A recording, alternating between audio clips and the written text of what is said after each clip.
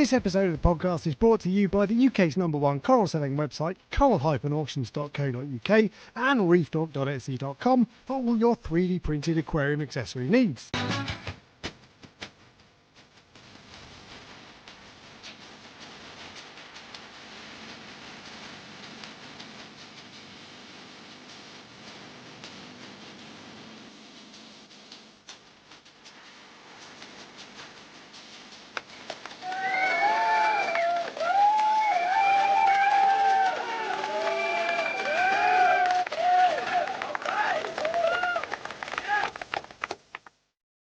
What's up, YouTube? Hello, everybody. Welcome to the Prestige Reef Talk Show. Today, we're going to be talking. We've got pro coral farmers, top 10 corals that don't know why you do this and to me. guarantee not to sting each other. So, looking forward to this. You're going to be sadly disappointed, is what I'll tell people right away. I need to clarify really what this is about. Because this is really about what corals fight and what corals sting, what corals will sit next to each other and not die. What corals you can genuinely keep together, because there are some, very limited. And actually, but the reality also of if you see someone's tank and there's a torch next to a gonny and you think it's fine, the reality that that's not necessarily the case. There's a snapshot of that tank. Yeah. And the possibility that person just put a coral in and has not had the chance to sting it is possible. Yeah.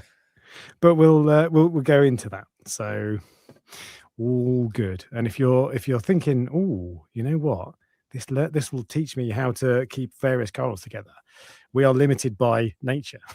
So that is true. Yeah. And remember how nature, there's like one rule in nature, isn't it? It's like survival of the fittest. So there's probably more than one rule, but one of the main rules is that. Yeah. Anything you think you know, you don't know. Yeah.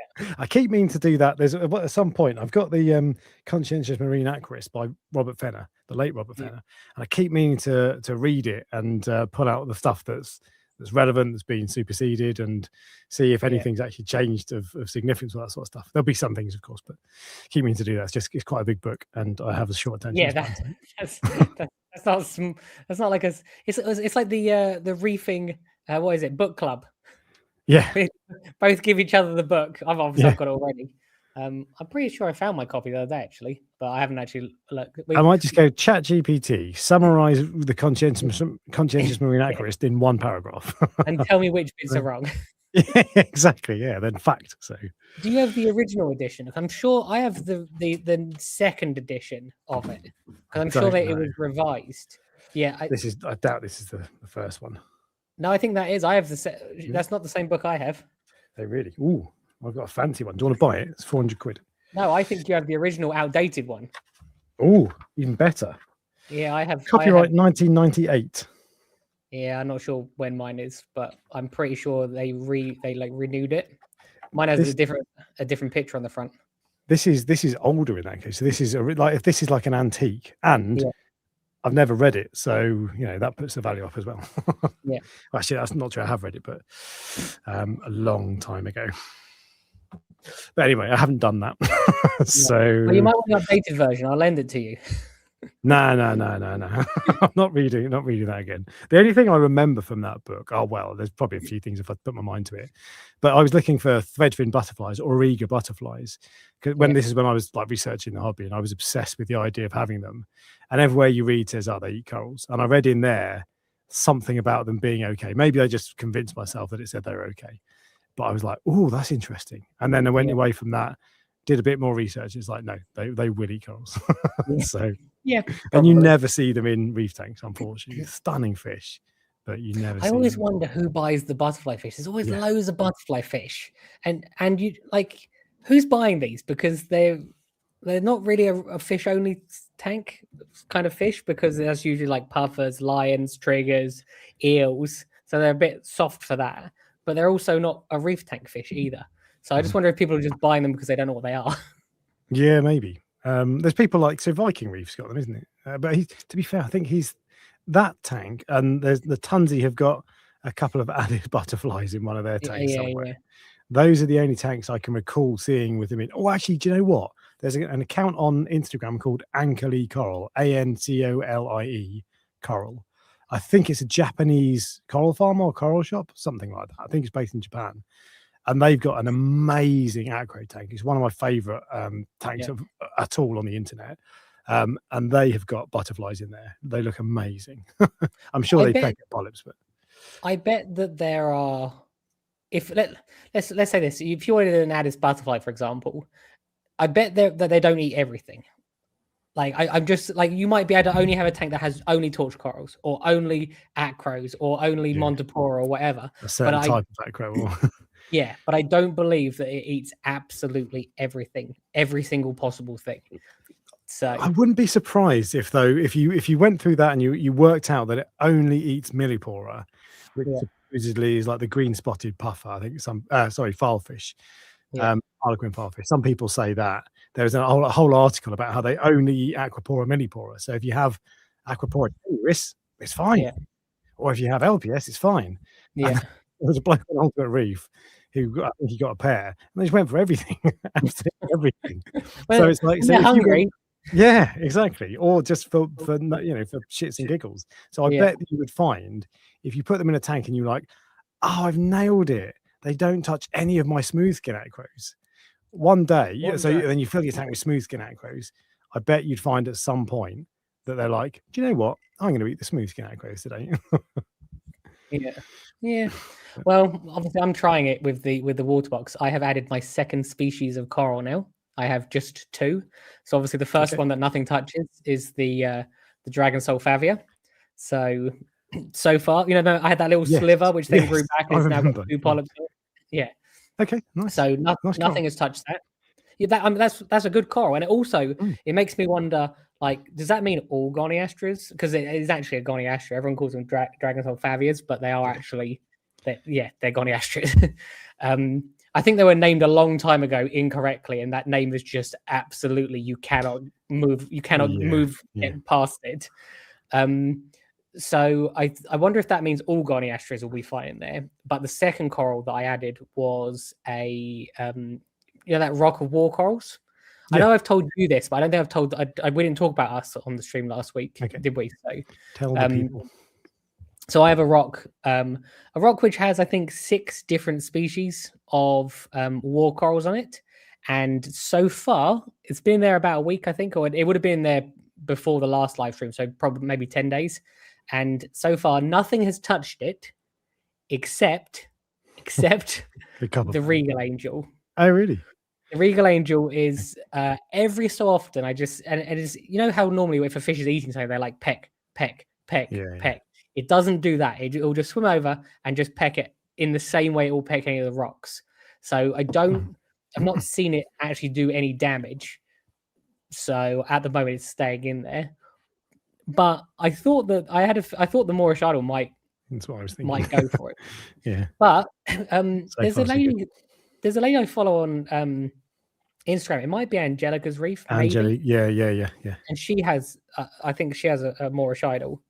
I might not be talking about the right person, but they did a post the other day that says, for 3 years I've had this Moorish idol. It's not eating anything, and then it cuts forward and it's eating the Montipora. I saw the exact same thing. It is Angelica's Reef. Yeah, let me put it up. Oh, how do you spell Angelica? That's not how I thought. Was her tank the one where it got white spot and then and then she put copper in the tank, didn't she, with all the fish? Yes. I think she removed all the corals but left the rockwork in there.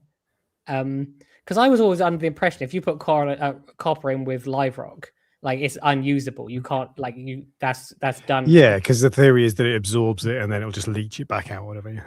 But I don't think it did.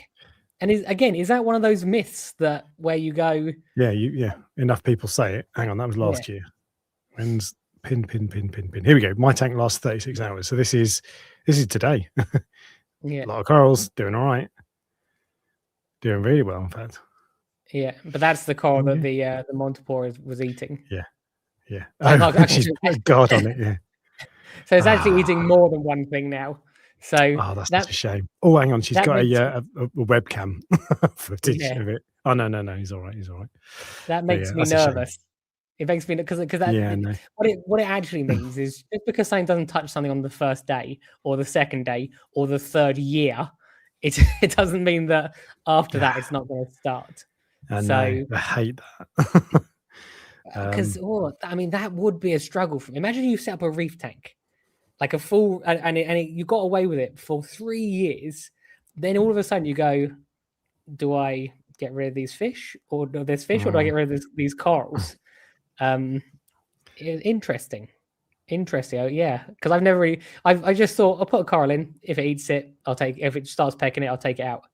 But it doesn't work like that at all. Apparently, no. It can change its mind like that. Yeah. But so far yours is all right. So yeah. So far we're just it's still early days, and it's only 2 coral species, and I picked ones which I think that it will be okay with. I was tempted. I've got 1 clam left at the moment. I was tempted to put a clam in just because I know Viking Reef has his one with a clam. Yeah. But it's. I thought you weren't that keen on clams. I'm not, if I'm honest. I was just. Okay. I think when. Yeah, I was just bored. When sometimes you're like, I wonder if I could do that, and then if that would be a success, and then you think about it, you go, no, I can't. Oh, that's a terrible idea. And then every day you're like, maybe I should try it. It's just to see, but I don't think it's a good idea in all honesty. So it's one of those things where I thought I could definitely not do it, only to be told that I could do it, and now I'm like, do I want to try it or not? So probably not. There's a couple of other things I would say that are happening with the water box at the moment. If you're interested to hear about them, I am. Yeah, always. I have. So there was a gem tang in there. And the gem tang was chasing the Moorish idol. I mentioned it a couple of weeks ago. I think I've had it nearly a month now, which is longer than most Moorish idols last, I think, for which is pretty good going. It's quite sad though if a month you have to celebrate. But the gem was bothering it, so I decided, and I'd actually decided before getting the Moorish idol that I didn't really want the gem tang. Yeah, you've never liked the gem tang. You've always that to me is quite a special fish, and you're always like. I every so often I'll look at the tank and I'll go, am I doing this because this is what I actually want, or am I doing this because this is what is considered like a designer fish or whatever? And I looked. Steve says, "Don't kill Brownie." I have a brown clam at the farm that Steve calls Muddy normally. He's affectionately nicknamed it, but he's not bought it yet. What was I saying? I've been distracted. So every time I look at the tank, I go, society wants you to have. Is this a fish that I actually like, or does it add to the tank? A yellow tang, they're very common. They're a very common fish, but they're bright yellow, so that adds something to the tank. They are expensive now, but I had one when it was £25. So this expense of that fish doesn't matter to me, if you see what I mean. But there's a few in there that I just go, they don't do anything for me. And the gem tang is one of them. The whitetail coal tang is another. Now, some people will think that fish is like that was one of your favorite fish, wasn't it? I loved it. Yeah, it was amazing. Yeah. Although when you came here last, you went, not really got much of a whitetail, has it? Which I think is the lighting. Right. Okay. Yeah. But you got quite white light, to be fair. I know, but for whatever reason, it's not particularly. There are some fish, like I think it was Angelica Coral. Her tank, just her fish choices in particular are amazing. I love that tank. But there's some fish that I've seen that I've taken inspiration from there. I think that was where I first saw the whitetail coal tang. And in her tank, I don't know if it's a filter or whatever. I think her fish look quite natural, so I don't think she's doing funny stuff with the camera.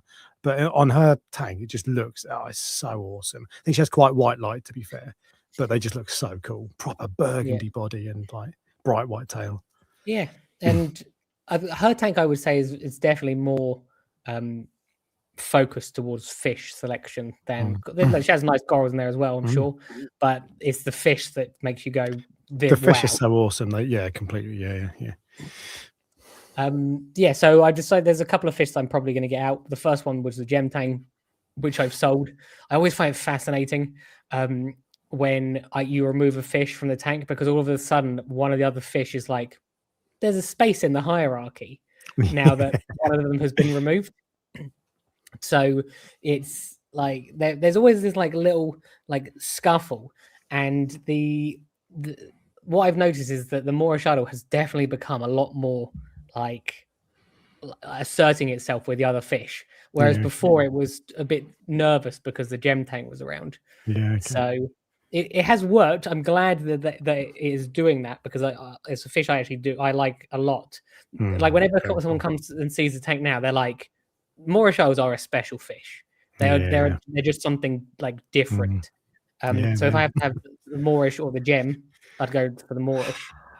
Are there any fish that you have where you look at the tank and go, I know you used to, which was which was obviously the female angelfish, but have you got any fish that you look at and go, I'm not really sure about this one anymore?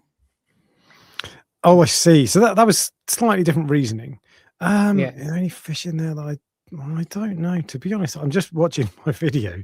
I think Yeah. I'm happy. I did. I've not got. I wanted like an amazing fish selection, like Angelica, the kind of tank that you look at and you go, wow, that's awesome. But I found myself just getting fish, partly fish that I just think are really cool. So the Scarus koi parrotfish is not a particularly, in the right light, they can look awesome, but most of the time they look a bit boring. But it's just a cool fish to me. He's got a goofy face. Yellow wrasse is a really boring fish, but I love how bright he is. The those wrasses, the other rhomboid wrasses, they're probably quite boring to like a layman. If you showed them a rhomboid wrasse, they'd be like, don't get it.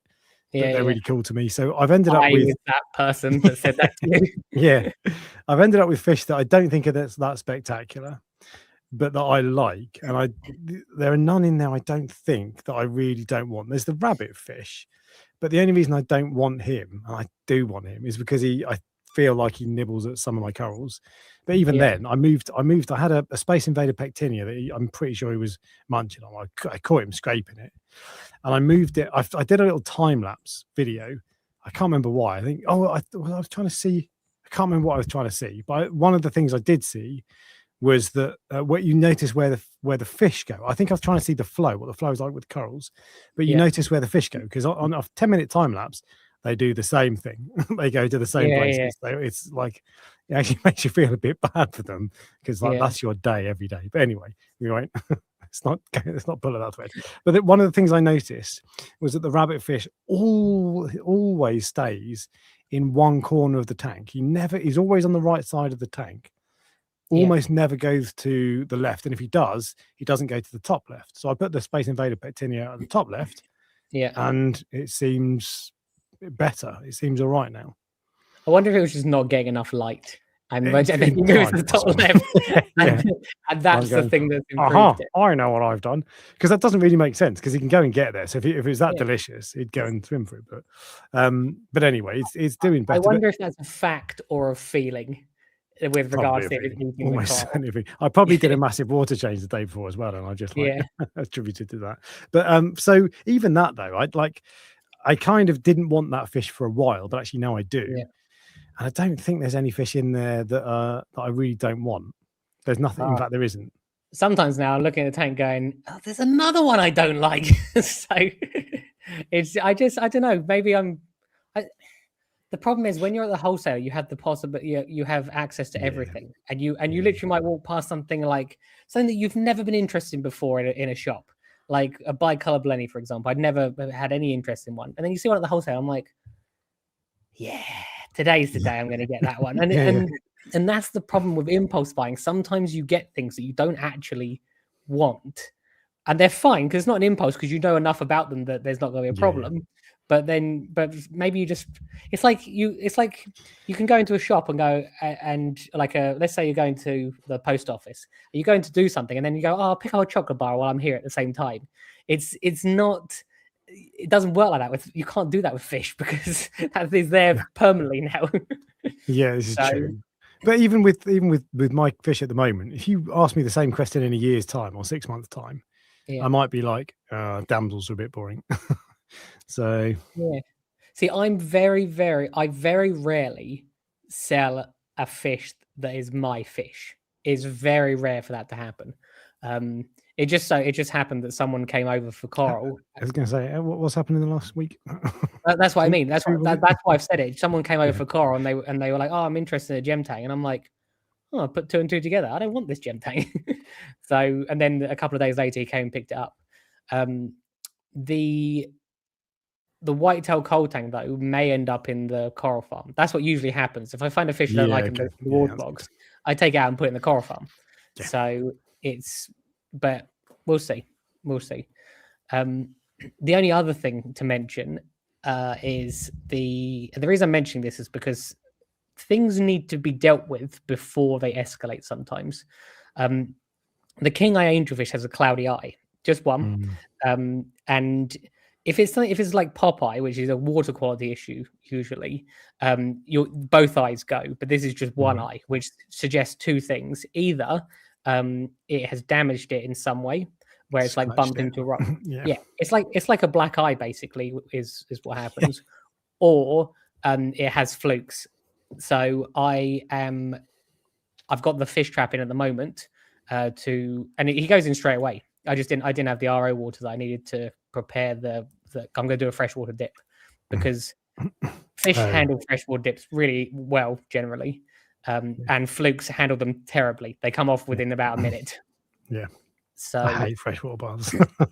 I don't have any issue. The reason you hate them is not because you've had a problem with them. It's because you don't like the feeling it gives you, even though it's fine. It's not a problem. It's just it looks like the fish is dead.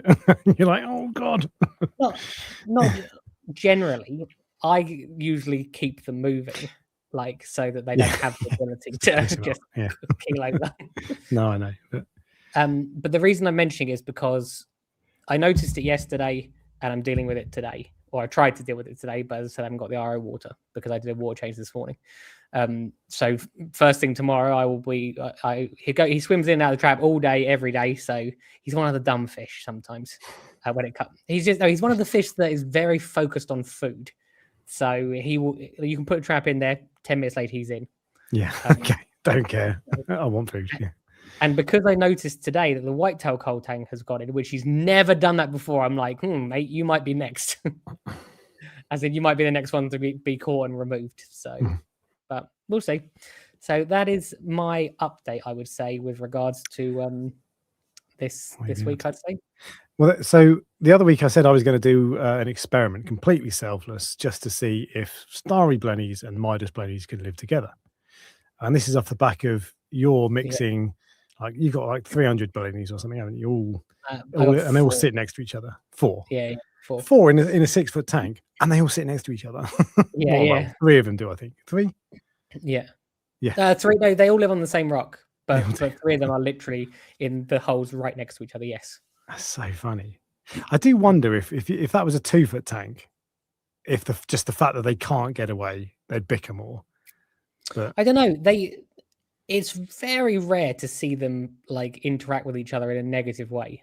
Like it's not like they are literally hanging out together all day and without any issues. And then every so often one of them will go, "You got too close to me. I'm not happy with that." Yeah, okay. And they might chase it a little. Just for when I say little, they might chase it for like 3 inches, just up the rock, and then it turns around, comes back, and it's fine. I have more trouble with my clownfish with the blades than the blades themselves. And I have one clownfish which will chase the blenny from that side of the tank to the other side of the tank. And as soon as it gets to the other side, there's a line. The blenny will turn around to the clownfish and the clownfish will stop dead.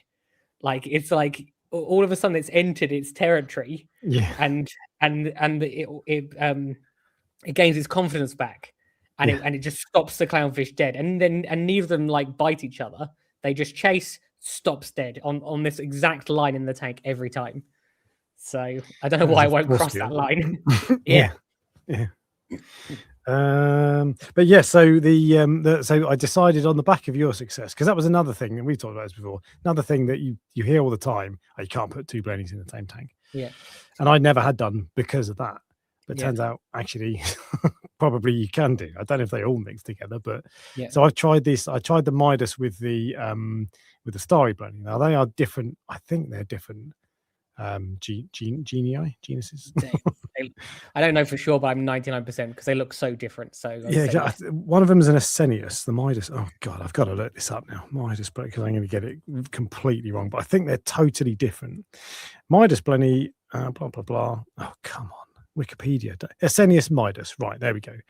So that's an Asenius. And what did I say? That's Starry. interesting because Asenius pictus is the pictus blenny, but they look so different. Yeah, bicolor blenny is an Asenius as well.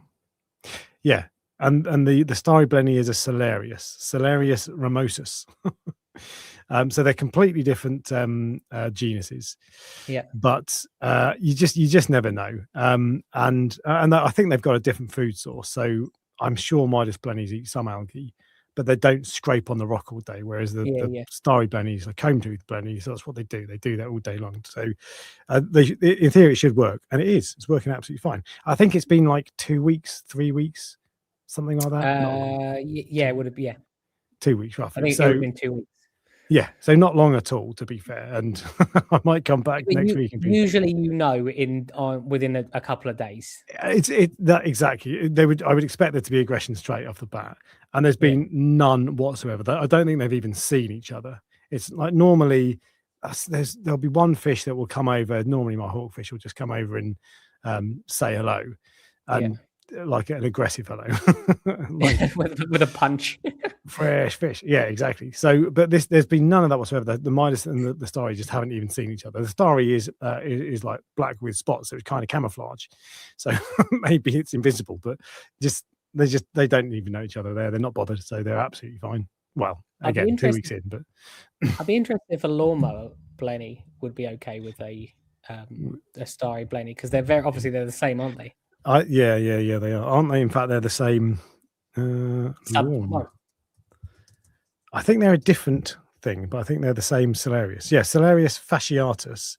Yeah. And the other one, what did I say? It was ramosus, something like that. So you could also consider a Flymo blenny, because they're also an entirely different subspecies. Flymo blenny. They're Blenia. Bleniella chrysospilos. Chrysospilos. There you go. I'm not actually. I wasn't really a fan of them, and then I saw one. Jamie had one, and this enormous tank, and he just hides under a little rock, and that's actually a little shell. Yeah, that's the one thing that my blennies don't do. I've gone for blennies. The Midas blenny he does kind of hide in caves sometimes, but he's out and about almost all the time. Yeah. And the starry blenny is not really a cave dweller. He normally sits on shells and corals and stuff, and then just scrapes at the rock. So they're not really the proper hideaway blennies, and some of them are, like your Pictus and all those sorts of ones. Yeah, and they're really cool. So I quite like the idea of a hideaway blenny, because I got my hideaway goby with a shrimp goby and a pistol shrimp. Yeah, and the jawfish is really cool as well. But I'd like a hideaway goby. Pictus blennies would, I think, of all the blennies I've got, Pictus are my favorite. I tried that though, and he just disappeared. Well, yeah, but that might just be that was just that one fish, that one. Could be, but it could be small fish, big mouth versus the hawkfish or something. Yeah, it's probably it could be the hawkfish. To be fair, the hawkfish is in my tank can be a bit of a pain as well. Mine's always completely fine, and when he's aggressive, it's so low. You know how much of a wimp I am when it comes to fish aggression. Yeah. Even I don't care about the hawkfish aggression. It's really low. Yeah. But he's getting on a bit now, so he's got to be like a grumpy old man / woman. Yeah, I don't know, but he seems all right. But yours is a little bit feisty. No, it's just it definitely is the fish that. See, I think I said this maybe before. I think the reason the blennies all live in one rock is because the hawkfish lives on the other rock.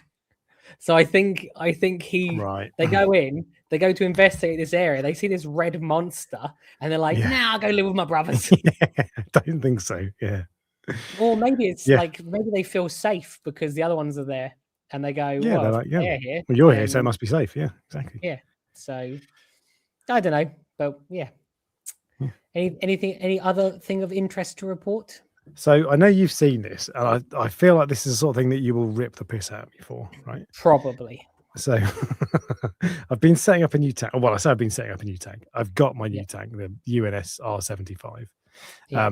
And actually, I should just say quickly, the TMC tank is probably arguably a little bit neglected at the moment. I don't really have, because I don't want it long term now. I don't really have the passion for it. It's a second tank anyway, and a second tank is always going to be less exactly, less loved indeed. So I do worry slightly about the UNS tank because it's such a nice tank as well. But the TMC one is currently a bit neglected, and I need to do a water change tomorrow and clean the glass, all that sort of stuff. But I've got you look like you've got something on your mind. No, I was going to let you finish, but what I was actually thinking is you should keep it as a quarantine tank. You should. Like, there is nothing to have one of these set up and like to fill them up. When you do a water change on your tank, take the water out of that tank, put it into that one, and then after a week, drain it down. And you're going to go, I've got nowhere to put it. You had a tank in your bathroom at one point, so you've got somewhere to put it. Yeah, that was an unpopular tank in my household. But yeah, I could find a place. You're right. Yeah. Plus, you're used to being unpopular in your household, aren't you? So, it's true. I'll think about it. You're not going to do it.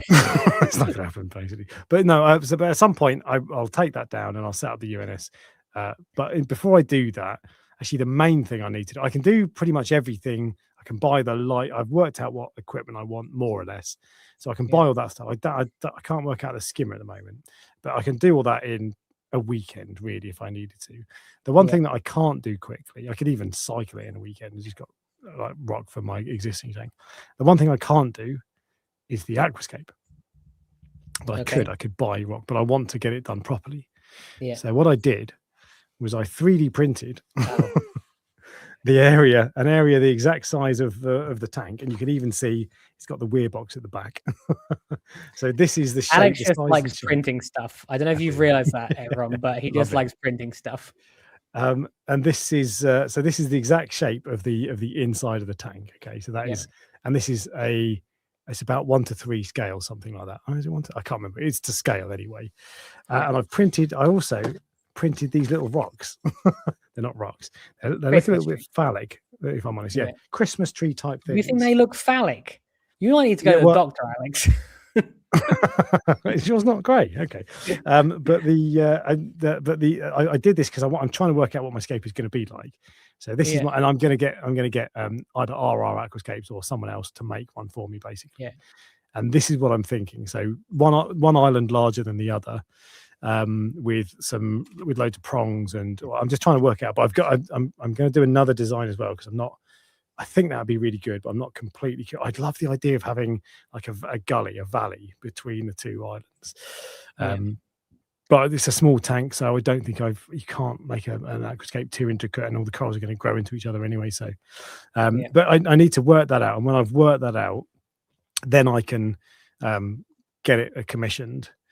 And it's usually, I don't know, a month to get one of those back, something like that. It depends how busy they are, I think. But so it's probably a little way before I get that tank. Yeah. But I loved printing that thing. You know all the plastic that's in the ocean? Yeah. Do you think half of it's yours these days? Yeah, it might be. Yeah. Look, it's good that you found a new use for your printer. So a new use for my time. Something else to do. Yeah. You know? But I know. See, every so often we totally disagree with each other on this channel, and and I'm going to say to you, like, firstly, you should definitely get Live Rock, and secondly, you should. I don't like that type of aquascape at all. It looks so unnatural, and even with corals all over it, it still looks unnatural. So it does look. He looks offended. He looks offended. No, I'm not offended. But I was just interested, like, why is that the look you go for? And also, if you want to do a poll to see which one of us is right. There we go. So we always got to be. It can never just be disagreeing. He's got to be right. He's got to have. No, I like to have a disagreement, but then I look. Sometimes I'm told that I'm wrong. The fish of the week this week, I don't think people are like very much, but oh, interesting. It's not an exciting one. That's why. Okay, clownfish. No, I just like them. I love bommies. I love islands on tanks. I like them to be angled upwards and like pyramid shaped, so you don't have sheer edges and all that sort of stuff. And I find when they're grown out, they look really cool. I love them. So that's why. Basically, I just like them. I just do. I'm assuming you're going to go with the same approach you usually go with, where you put some rock from your other tank into this one. Exactly, yeah. So there's a couple of things. So I actually went looking online to find like a tank that I love, that I can take inspiration from, and for the aquascape, and I actually weren't that many I could find that would suit this tank. There are some that are really nice, but they would suit a peninsula. I can't remember what it was. I saw an amazing peninsula tank. I think it was a tank of the month on Reef to Reef, and at one end, at the weir box end, it was covered in acros, and then there was another island at the other end, and that looked like just a reef, like a natural reef. It looked amazing, but that wouldn't suit this tank at all. Yeah. It was on Instagram this week. Yeah. But that was a really cool aquascape, but it just wouldn't suit the tank. It just can't work, and this tank is too small. But the other thing, so in terms of live rock, I don't like using live rock because I can't get the shape I want, and also I like to have one of the great things about these like fake ceramic aquascapes is they drill holes in the end of every little sticky out bit, so you can just put a frag plug in it, bang, and if that coral's not happy, you move it to somewhere else, bang, easy. Whereas if you've got live rock, plug too big, or is it not an actual frag plug shape? It's just the stem shape. No, it's a hole. But so there've been times when I've had frag plugs that are too big, which is really annoying. I just trim it down with a Dremel. Okay, yeah. But yeah, that is a problem. But generally, with live rock, you can drill it, but then it's never quite the same, and I just don't like the way it goes. And then I hate probably the thing I hate more than anything in this hobby is mounting corals to rock with putty and super glue. I just hate it because it always goes wrong. You get the wrong angle, or you don't use enough, or you use too much, or you don't wedge it in properly, or you don't mix it up enough, or you put it in the mic. You ever put putty in the microwave? That's what you. Is that what you're meant to do? Well, I don't know if it's what you're meant to do. It's what people do. But if you mix, because if you mix, the instructions say just mix it together for 10 minutes in your fingers. Yeah.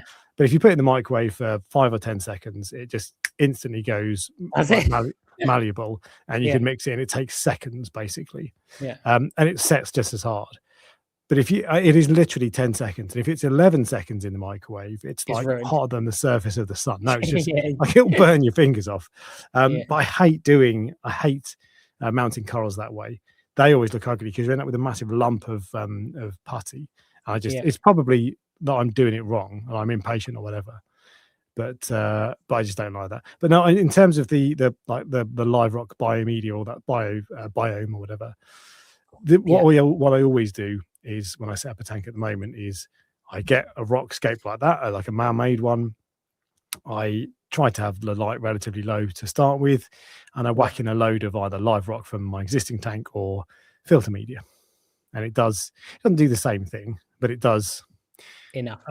Yeah, exactly. It does enough. It kicks you off to a start, and I whack in a load of copepods and all that sort of stuff, and so I realized that with the water change, you know how I can do a massive water change on the water box.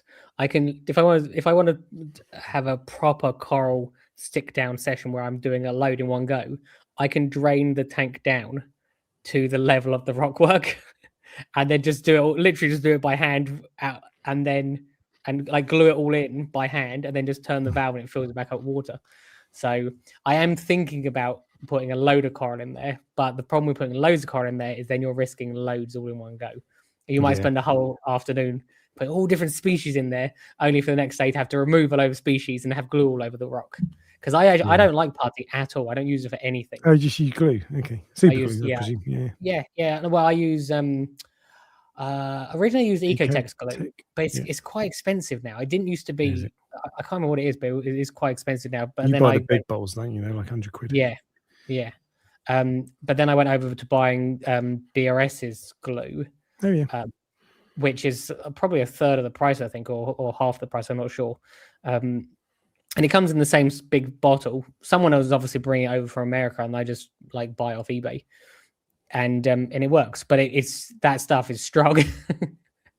That is like strong glue. So, and I know other people are saying you can use like cheap ones where they're like 50 pillars. Les said it, but when you're doing as many as I do, you need like a thick, the best stuff. glue. Yeah. Some of the stuff is like really watery, and then it's just too time consuming to use.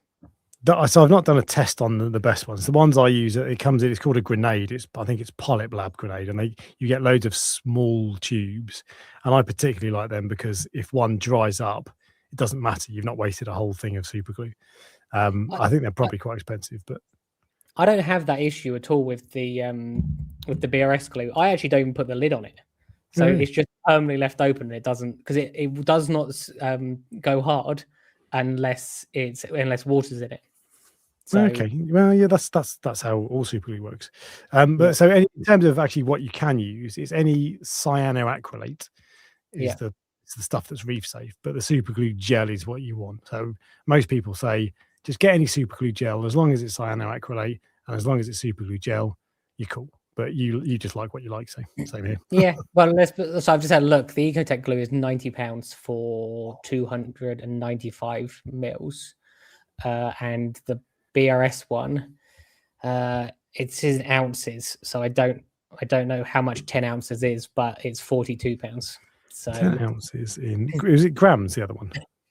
Yes. 283 grams. Yeah, so it was 290. Was it? So it's the same. Same. Yeah. It's the same thing, but it's £50 cheaper. So I'll be completely honest with you. I actually prefer the Ecotech glue in terms of it's not as strong, which is ideal for if you're like breaking things off or whatever.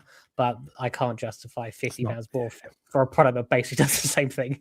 Everything's so expensive at the moment, and not just at the moment, like for the last years. But, that's a whole other podcast. Yeah, that is a whole. I genuinely don't think that things have been the same since before. Since the last time things were normal, so to speak, was before Brexit. COVID. Oh, Brexit. Yeah. I really think that, especially like the stuff we could get over from Europe, like from like Nordic Reef and Dijon and people like that. Like that was the last time that I felt the world was normal. Was before that. Okay. Yeah. And then again, people go, "What about the Indonesia ban and stuff like that?" Which also, I don't know when that was actually, but yeah, COVID, various wars, all that sort of stuff. It's been like a whole mix of stuff after that. But yeah, that's probably this would be like the new Dark Ages. When people look back at this time, this 10-year period, it'd be like the second Dark Ages. Yeah. Well, we had like 30 years of relative peace where there wasn't really any major wars, and now it's like every 5 minutes there's a new one. But we'll come on to that later because that's not just a war discussion. That is it's relevant to the hobby, so we'll come on to that later. But what was I going to say? So super glue, yeah. So actually, I guess what do you do when you put the super glue on? Do you just put a load on? And then put it, because when you put it underwater, the skin hardens. Do you then like push it against the rock and pierce it? How do you actually do that? So there's two different things. Sometimes I'll put it, if it's like a flat coral piece. The most important thing is turn the flow off, because what happens is you put the glue on the coral, you put the coral into the water, and all of a sudden, and it just gets blown off, and you're like, okay. Let's try this again. And then the fish do try and eat it all the time. Was it you or was it me who had a cupper band who got his lips stuck together? That was you. It definitely wasn't me. Yeah, it definitely wasn't me. But literally, I'm sure it's mine.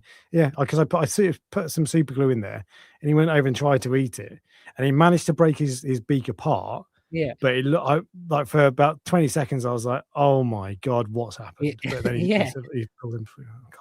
I do notice that the fish seem to be like, they're like, oh, this looks like it's something delicious. So you have to be wary with super glue when gluing things down. But so as I said, I'll do two things. Either I will put, if it's a flat piece, I'll put it on.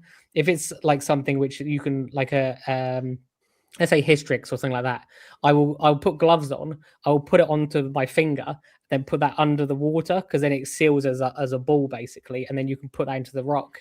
And it's not as simple as that. You sort of work out the knack of it. And then once it's in the rock, I then will pierce it.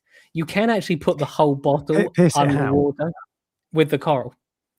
Right, I see. Okay. So it creates like a bubble, and then you'll push the Hystrix, or I mean, you can even push, like if it's a flat piece, you can do the same thing, but it doesn't. Yeah, okay. It more squashes it than pierces it. So you actually put it's not the base of a frag plug. You put the coral into the super glue and it pierces it. Yeah. Oh yeah. And then do you hold it in place for like a minute or just let go? Or Usually, I mean, sometimes you have to hold it, but it depends. If you're putting it into like a crevice, the coral will just settle where it wants to settle in that crevice. If it's on a flat surface, you'll have to hold it until it dries, and otherwise it will fall off. Yeah. So yeah, it works. I would say I have tried putty and I've tried a few other methods of putting the coral in, but that is the one that I like the most, I'd say. So that's from someone who sticks down a lot of coral. Yeah, I bet you do. Yeah, but that's so I don't ever do that because I don't need to because I've got my aquascape. But yeah, but that is good to know. To be fair, there's anyway. But yeah, what else was I going to say? But that's it. So I'm planning that at the moment, and I just want it all to be up and running. I don't want to have 2 months of waiting. Yeah, you think that now. Just wait. You think you want it up and running now, but then when you've got a second tank to look after, I bet in, let's say 6 months, you'll be going, oh, I probably shouldn't have got a second tank. Yeah, I do worry about that, to be honest. But what I've settled on what the plan is for it. So it's going to be basic SPS, so Montes and Hystrix, basically. Yeah. And Stylo, that sort of stuff. Because Stylo is pretty hardy generally, isn't it? So so that's the plan. And the idea is that it's not quite as low light as an LPS tank would be, but still relatively low light compared to an acro tank, for example. Bit more forgiving of imperfect water parameters. But I don't know. I do still wonder about it. And I think I'm going to go for a Kessel light, which I might come to regret because I really don't like the app. And it doesn't get blue enough, but anyway, you don't care about that. No, that is true. Right, nope, we'll move on. I was just checking something, but it's not, the website's not actually uploaded yet. I just wanted, there was one other thing I wanted to mention. No, it was that I'm doing Love to Reef this year. I'm going to stand Love to Reef. And I was just checking to see if the tickets were on sale on the website, but the website, they're not on there. I know sometimes people can buy them through AAC, but I'm not 100% sure. I will find out the details as it gets closer to time. I'm pretty sure it's the 20th of June. But yeah, I just thought I'd let people know that I'm going to be doing, I will have a stand there. It will not be the same as the Aqua stand where I've got 4 tanks and 400 people and a massive gazebo. This will just be, it will literally just be 1 tank. And I actually really like doing the tanks at Aqua. And if I could do more of them, if I could do more of these shows, I would do more of them. There are people in America that do them every single month. They just travel. Yeah, they do. Yeah, exactly. That's how they make their money, basically. Yeah. Yeah. We don't have that luxury. No, we don't. It's a shame. I take it you haven't heard anything on Aqua. I have not, and that's genuinely the truth. I don't know. But I'm not on Facebook, and that's where you see most stuff, I think. But I haven't heard anything. Because a lot of people ask me, if Alicia says cool and I'll be there. Oh, that's nice because Alicia has helped every year. As I said, look, you're more than welcome to come help. The funny thing is, the people that helped at Aqua, obviously, I've had so many of them: Chris and Alicia and Rebecca and Rachel, and have gone. Once they found out, they're like, "Oh, I'll come help." So I'm like, I don't need as many people. It's just I can do it myself. Does this mean I'm going to be off the hook? Oh yeah, look, Alex. Oh yeah, sorry, I forgot. Alex has said that he is going to come and help. He's going to come and help. But which by all means, I think that you should. I'll do it. Yeah. The reason I think you should is because it's an experience. And it might be slightly, I don't know if it'll be different or not, but trust me, it's an experience. It's fun selling coral to people, even if it's not your coral. So, and each person comes up and they're, and like everyone's interested in something different. People buy things that you just never would imagine they would buy sometimes. So I feel like it'll give me a better experience than I would have otherwise. Because like one of the things with Aqua is the thing that I've got from it most is that like I found you're there for, if I think most people 2 full days at that show probably too much. If you're really into it, maybe you can find things to do, but most people not so much. For me, the 2 full days I was really busy the whole time. If I didn't, because I was making videos and stuff, if I didn't have that, I don't know if I don't know if I'd want to be there for the full 2 days. I think I'd probably get bored. And I think and obviously Love to Reef is a smaller scale, and obviously not 2 days, of course. But I think that will make it more interesting for me, to be honest. Yeah, look, by all means. Lissy is obviously is in the chat. Licia, why is it that you every year offered to help? Because you must be getting like some level of enjoyment from it, I assume, or is it just to spend all day with me? So you know you're going to get a cutting reply now, aren't you? I know it's going to be brutal. I'm sure. The thing is, up there. see, I get a huge buzz from doing it, but I don't. But you won't get that buzz probably. But you will. I think you will find it fun. You could put me on a lemonade stand, and I'd probably find it fun if there are lots of people and you're selling to them. So yeah, she likes Rachel. There you go. Yeah. Rachel is very likely to be there as well this year. So obviously she was at Aqua, but she wasn't at she didn't come to Love to Reef last time. Just because there's only so much fish stuff she can do. So but when I said I was gonna do it, she went, yeah, I'll come help. And will I be staying over Friday night? There's a high possibility I probably will, to be honest, but it's just easier to set up on Friday. But then again, it's only an hour and a half drive home. So do I want the cost and expense and everything of staying there? Then again, the driving back, I don't know. I don't know what I'm going to do. I plan things last minute. The beers on the Saturday night was good fun at Aqua. You were probably a bit tired, but I was probably tired. Yes, I don't even remember what day it was, to be honest, but I was tired. Yes. Yeah. Actually, yeah, I remember. Yeah, I do. I was very tired. So this would be on the Friday, so you wouldn't be tired. Oh. Yeah, but I also wouldn't drink because although it's, I understand it. I don't get how people do this because it happens in the American shows as well. They go out the night before drinking, they get absolutely plastered, and then they have to stand there and do the show. And I'm like, I need to be on absolute top form for this because I've put a load of effort in to get here, and I need to sell as much as possible. And if I stink of whiskey and I've got a headache, I'm not going to be on top form. So I think people don't always think it through. You're just like, I'm having a good time, I'll have another beer. I did that for not my current employer. 2 employees ago, I worked for a pensions company. Exciting job, I know. And there was a conference in Coventry where it was a massive company. They got like loads of people together, and everyone. Was it a free bar? I can't remember, but there were drinks on the evening, and everybody just had far too much to drink. The next day, I felt but I was awful, so hungover. And you're supposed to be sitting around and like talking and coming up with ideas and all this stuff, and I was just like, oh god, it was like, never again, I'm not doing that. It's just you don't function properly. And that was when it didn't really matter because we're just talking. It's about getting together. For this, it matters for you because if you don't sell, you don't eat, basically. There was only one time when I feel like I actually don't drink very often. I couldn't even tell you when I last had a drink. It was probably like 4 weeks ago, I reckon.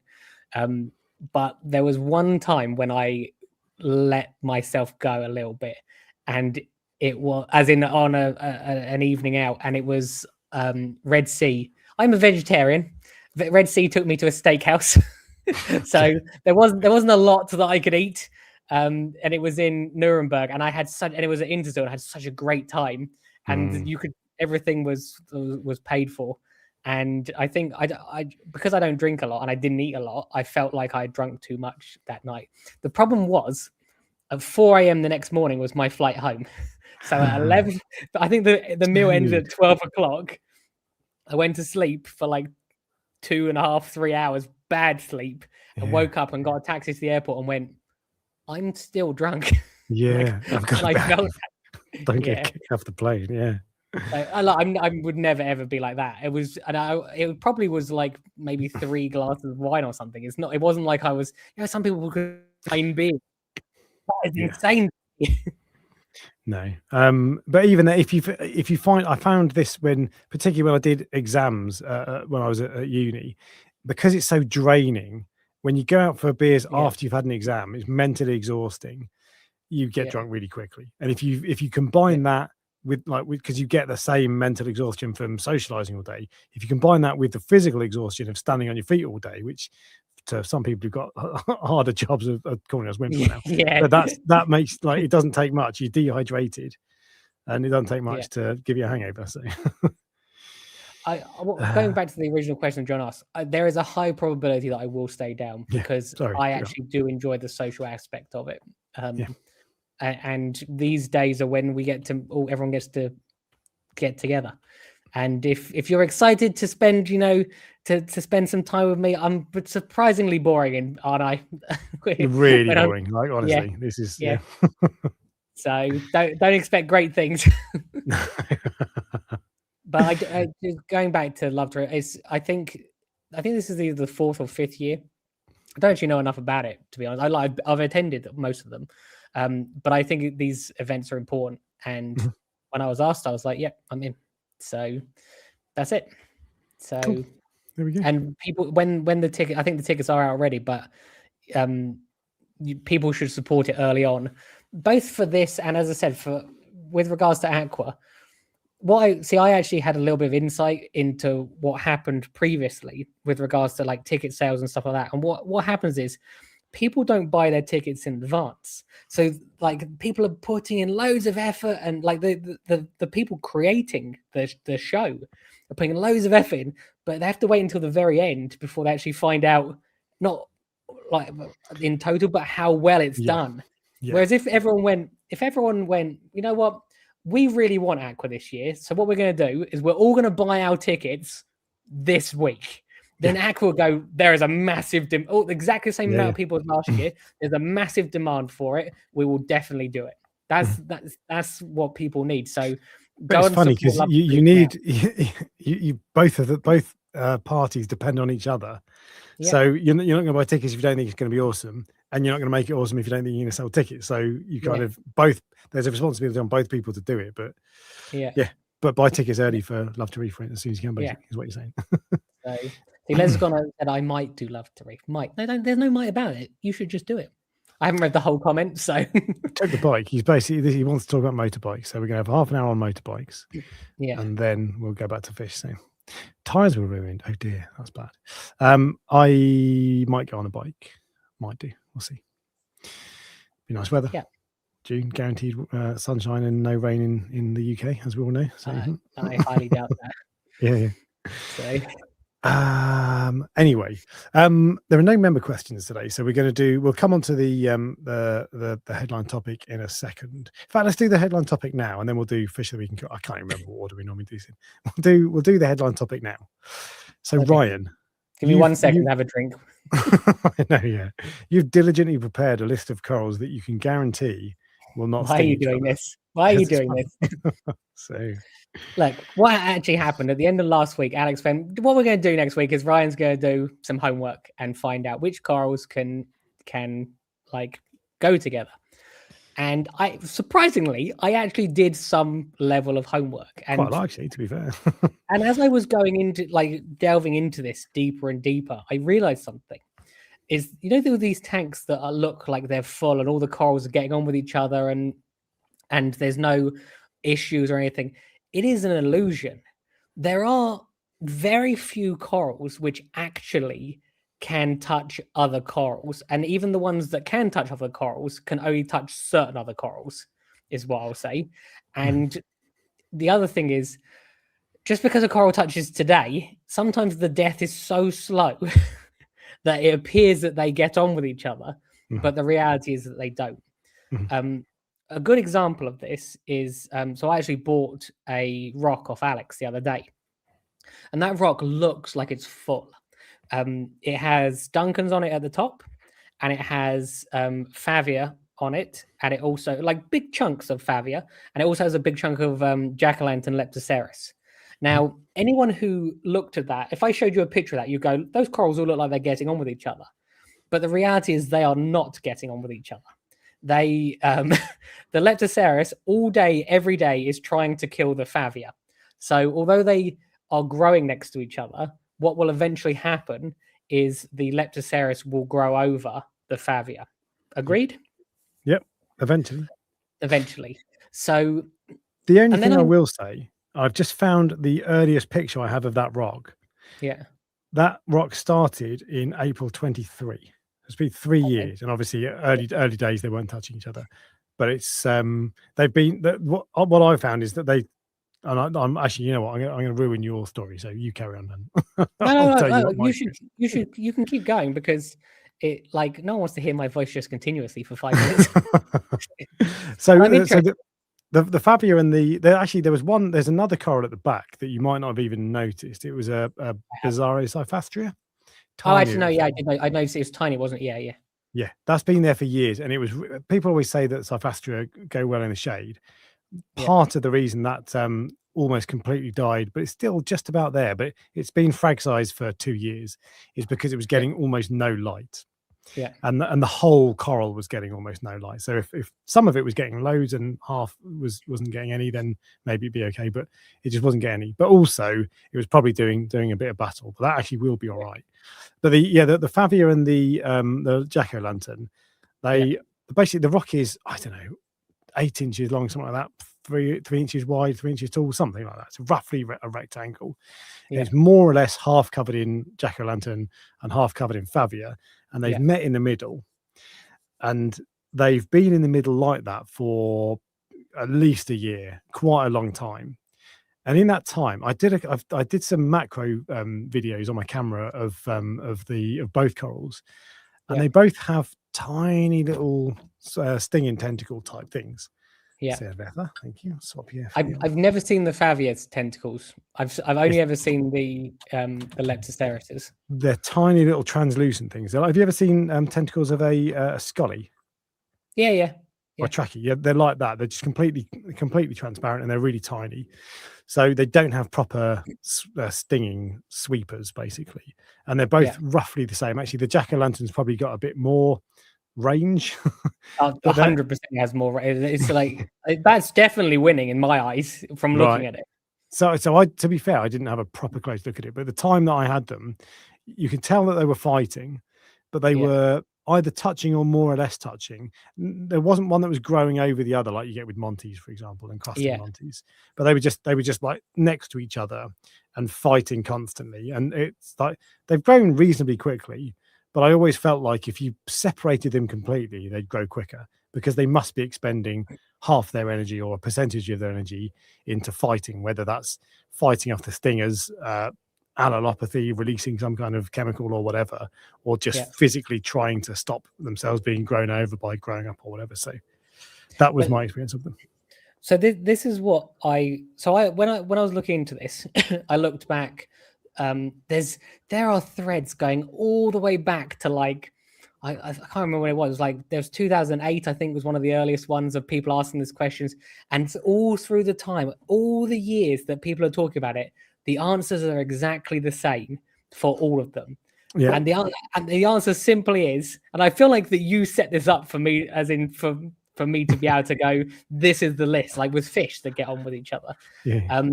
But the answer is corals which are the same get on with each other. So if like different colors blastos, different colored favias, different colored chalices, providing they're the same chalice, because Not all chalices are one of chalices those are things. chalices. Yeah. Yeah, no chalices. Things like goniopora, like you'll get some that get on with each other and some don't. I'm pretty sure they're different species or like Yeah. subspecies Yeah. of goni. Yeah. Yeah. They like that's fine. The interestingly, the ones that are two different corals are hammers and frog spawns. They get on fine. But if you look at basically anything else, they don't get on if it's other things.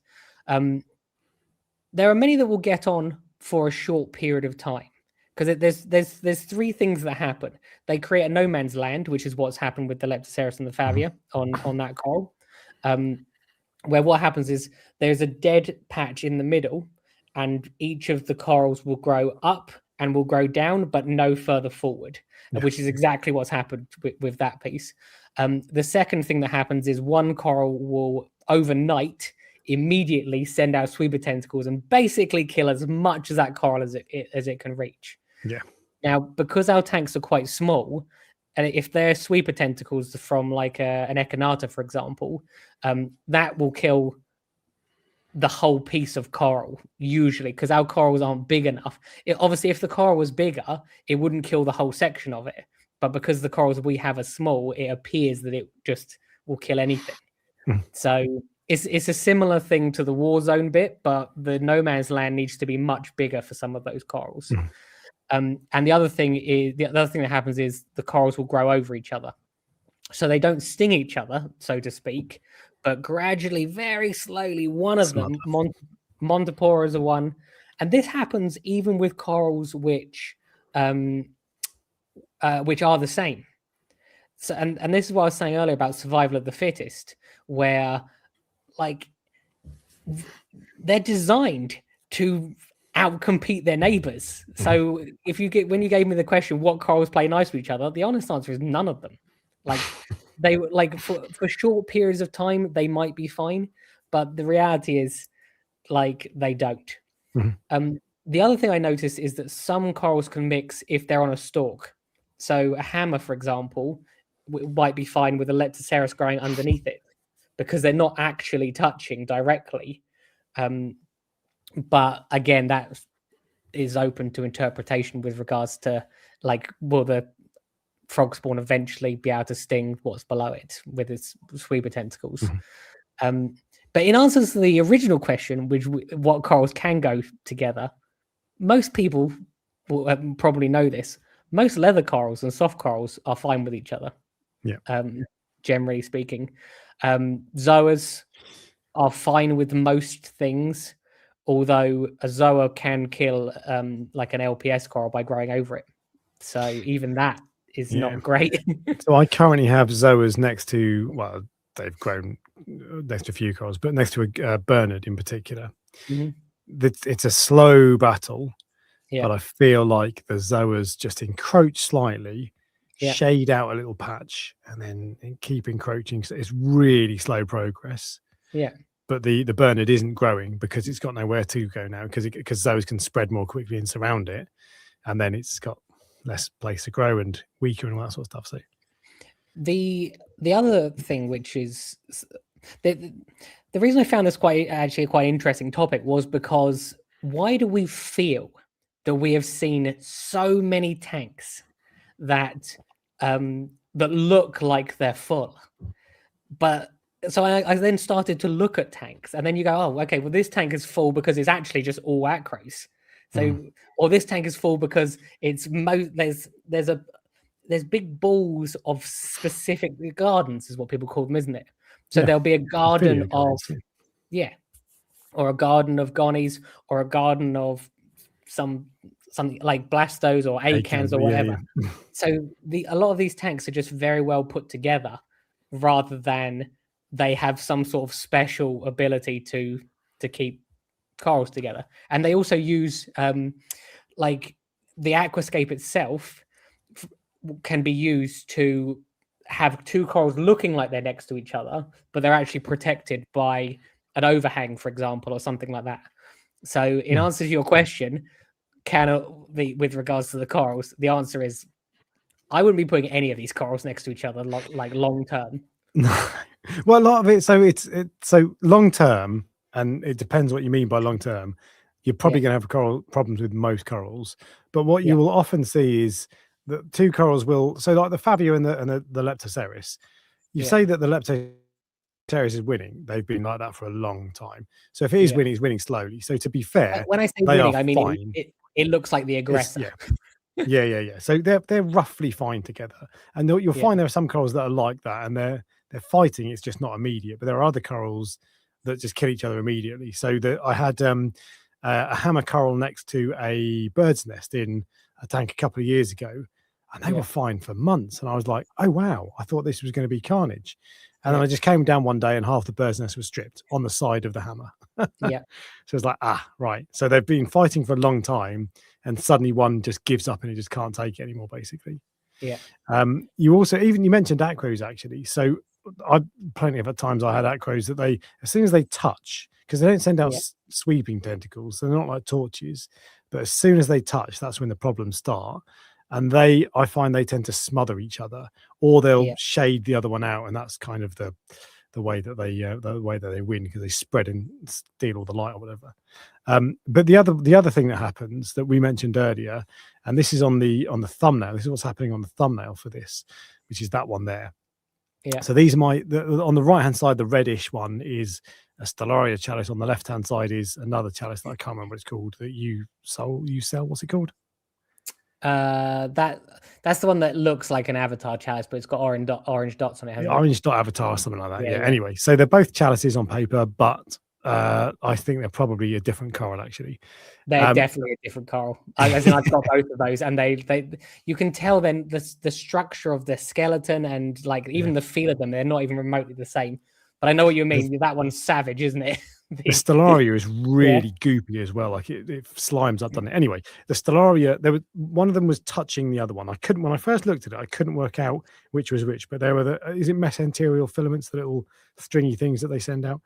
There was stringy things from one coral to another, and I couldn't work out which was which. And it was like that for a couple of days. They were touching each other, and then I came down one day, and the Stellaria chalice was fine, and the other one was there was a white patch where it had stripped. So it turned out it was the Stellaria, which was predictable, to be fair. But I left them next to each other. I kept thinking, I need to move that, but you always do that, don't you? Then a year later, it's like, oops. So I left them next to each other. They weren't touching. They were probably an inch apart, but I haven't seen a repeat of the physical contact warfare. But what I have seen is the Stellaria, no real change. Actually, it's just doing exactly what it always doing. It grows the same way as it always has. It doesn't care. The avatar chalice, though, is growing all to the left. It doesn't grow at all to the right. So now it looks uneven, whereas it was a nice circle disc before. But now it's growing. It's not to where the part that it's closest to the Stellaria doesn't grow that way at all. The other way, it's doubled in size. So they grow away from each other because they're like, I'm not going over there. He's a nutter. It makes sense if you think about it because but they can't move, which means they almost have to accept that the bit near it is going to die. Yeah. Might as well start growing the other direction to survive. Move away from the fire to see if it can outrun it. Yeah, exactly. That's what's happening. So, so that happens as well. And there's also, so I've got a my prong aquascape. On one bit, I've got two prongs next to each other. One has a gonny on it, and one has a favia. And the favia, at one stage, had completely covered the prong, so it was just completely smothered. It looked really cool. But then it got to one point when the gonny got bigger and bigger and bigger. It started stinging it, and now half of that prong is dead because the gonny's stinging it, and the other half is alive because it can stay. It's got the prong is in the rock is in the way of the gonny, so it can hide in that bit. It grows the other place that it can't grow, that it can't get stung. I definitely think that there are some corals which are more suited to being near other corals than and there's definitely some which are definitely not suited. Galaxia, for example, that's the perfect example of a coral that should be near nothing because it's like a foot sweeper tentacle all the way around it. So as I mentioned earlier, Acan echinatas are the same. Yeah, no, actually, you know what? Echinatas have the web, don't they? It's the one that's this pumpkin patch. Pumpkin. Yeah, that's Echinata. That has a web that it like crawls out to get things. Echinata. Yeah. This one. Yeah. It's nice. It's a beautiful coral. Yeah. But you don't. Yeah, I remember having that. I'm pretty sure it stung something. So that's my picture. Yeah, it's a good picture, though. They torch corals again are another thing where they can be relatively their tentacles being relatively the same size, and then all of a sudden one day they just extend one really long one, which is really longer than long. Which is way longer than the rest. It's like, where does this one come from? Yeah. So I wonder if they just pump more water into any of them that then makes it much longer. So one of my torch tentacles just popped off the other day. I looked in the tank and there was this weird shaped bright thing floating around. All the fish were going over seeing if they could eat it. It was just a random tentacle of torch coral, LA Lakers. I was like, that's weird. It could be a fish trying to scratch up against it or something like that. The torches in particular hammers. If you take a hammer out of the water, I always find little bits pop off. It's such a weak coral.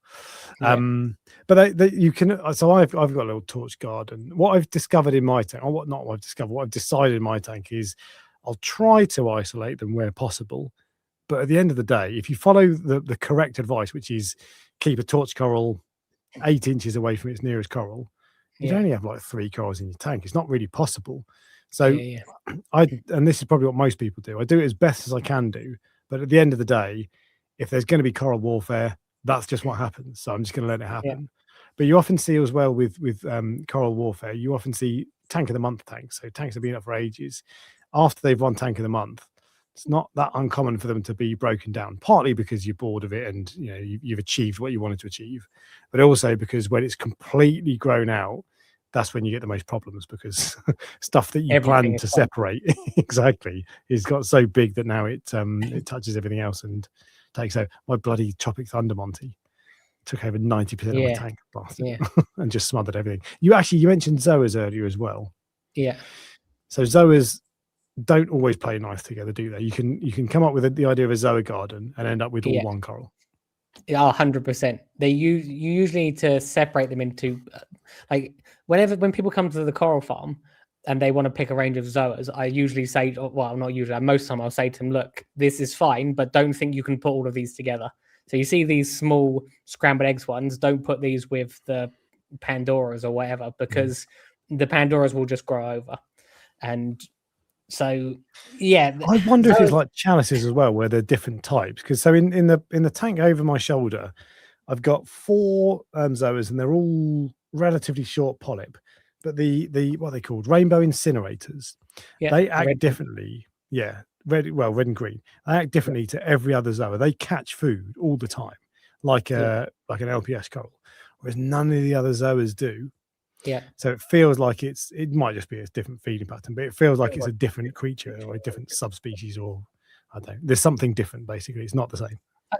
I've never noticed that, but I might try feeding mine now. I've never noticed it. Literally always does it. I don't like it because it's just going to spread. But then that's what Zoas do. That's what all corals do. But when they spread, just bring them to me. I'll have them. So it's true, yeah. They're one of the corals that sells pretty well. So yeah, if you get a big rock of them, as long as it's not one of your 3D printed things that like eats through like 8 of my saws. I love that. It's like indestructible. The one thing that I did like take away from this, sorry, just quickly, the other thing that's similar to Zoas, mushrooms are another thing where people try and put a load of them together, and usually they all mix the furry mushrooms which are Redactus mushrooms with the Discosoma, and they don't get on. So you can put them together on day 1, and they'll sit there, and day 2 they'll be fine, and day 3 they'll be fine, but eventually you will only have Redactus because they're just, I don't know if they have a sting or if they're stronger or whatever, or they just like shade them out. So you can keep all Redactus together, and you can keep all Discosoma together, but you cannot mix the two. So even people often get confused and think all mushrooms are the same. They're not. And I'd keep Recordias away from all of them. Yeah, well, they're all effectively anemones, right? So yes, anemone, like bubble tip anemones, are a nightmare. They sting. If you've ever touched a rock flower anemone, it's like grippy. It'll actually cling onto you. So they're like a totally different creature to a coral, aren't they? Yes, I had one thing that I realized from doing this. If you would like to ignore all of the advice that has just been given to you, and would like to do something similar to where to make it look as packed as possible, the best thing to do is to do it with encrusting corals, because encrusting corals usually have a when I say encrusting, I'm talking about like Sophastrias, war corals, things like that, Leptoceras. Their tentacles are usually smaller, and Fabias are another one. And the other thing is put them so that they are far away from each other and let them grow into each other, because then that battle will happen a long way away from the main colony. Like it can affect a small amount, but not all of it. Yeah. So that was the thing. You can have the effect, and it might last years, but you won't have it forever. No. Is what but you'll buy yourself time. Yeah, that was the conclusion I came with, and like the reality is what you could do with that Favia and Leptoceras, your rock, is you could literally just. It's difficult for people to take things out of their tank, but you could create your own no man's land if you wanted to. Just literally just scratch down the center of it to make it that no man's land slightly wider. And then that will keep things. If you can be bothered, a really good idea is to put a small bit of putty down the middle, And It's then when ugly it, though. yeah, it's true, but it gets covered in algae every time. And then when it grows, when the corals grow over it, just pull it off and keep it going. It keeps them Yeah, apart, but yeah, I yeah. can't be bothered to do that as much anything.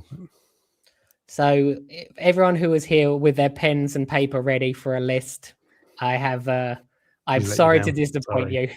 you, because I really, when I started looking into this, I was like, I was the same as everyone else. There are tanks where they looks like they're full of coral, and I just think, how have they do? There was one bit where I wasn't really sure how they worked. Sometimes you'll see corals on the sand bed, and it might be like a trachea touching a scully, and it's just the fleshy bit. It's not the tentacles, and I wonder if it's only the tentacles that have the sting, and as long as they're not touching, but that's not something I'm willing to risk. Well, I was going to ask about that because I feel like fleshy corals are different to like torches and hammers and those sorts of things. So Yeah, when I yeah, say fleshy, I mean like trachees, acans, cyanoredas, all those sorts of things. But I yeah. don't think I've ever kept like a blasto next to a trachea or whatever. So, Yeah. but I feel like they're more likely to be okay. But maybe it's the same. Maybe you put two scullies next to each other, they're fine. Scully and a trachea, over Yeah. time, problem. This is what our minds, I think, tell us a story which is not necessarily true. Because I feel like I've seen a tank that's full of all these different large, fleshy LPS on the sandbed together, and they're all touching. But when I tried to find that tank, like by Googling it, couldn't find it. So Yeah, I'm okay. like, maybe this just doesn't exist. So the other thing, when I said about encrusting coral, just quickly, chalices are not one of those corals I wouldn't say that I would recommend as one of those. Chalices have a sting to them, which is like, I would say, a lot more powerful than some of the other suggested ones. And they usually send their tentacles out a little bit further as well. So chalices are not a good candidate for this, basically. No, indeed. Yeah, you mentioned encrusters, they're good. I find they're a bit weaker as well. So Yeah. Cyphastria, Leptoceris, what's the Fabias? Those Fabias are a bit hit and miss, to be fair. But some of them are they don't kill each other immediately. Yeah, like a gonny will do, for example. Goniastrias, I find I found it pretty peaceful. You have to remember, most of the corals on the farm are only kept like like half a centimeter away from each other. So Yeah, if it yeah, was yeah. a serious problem with most corals, then I would say that you wouldn't be able to do that.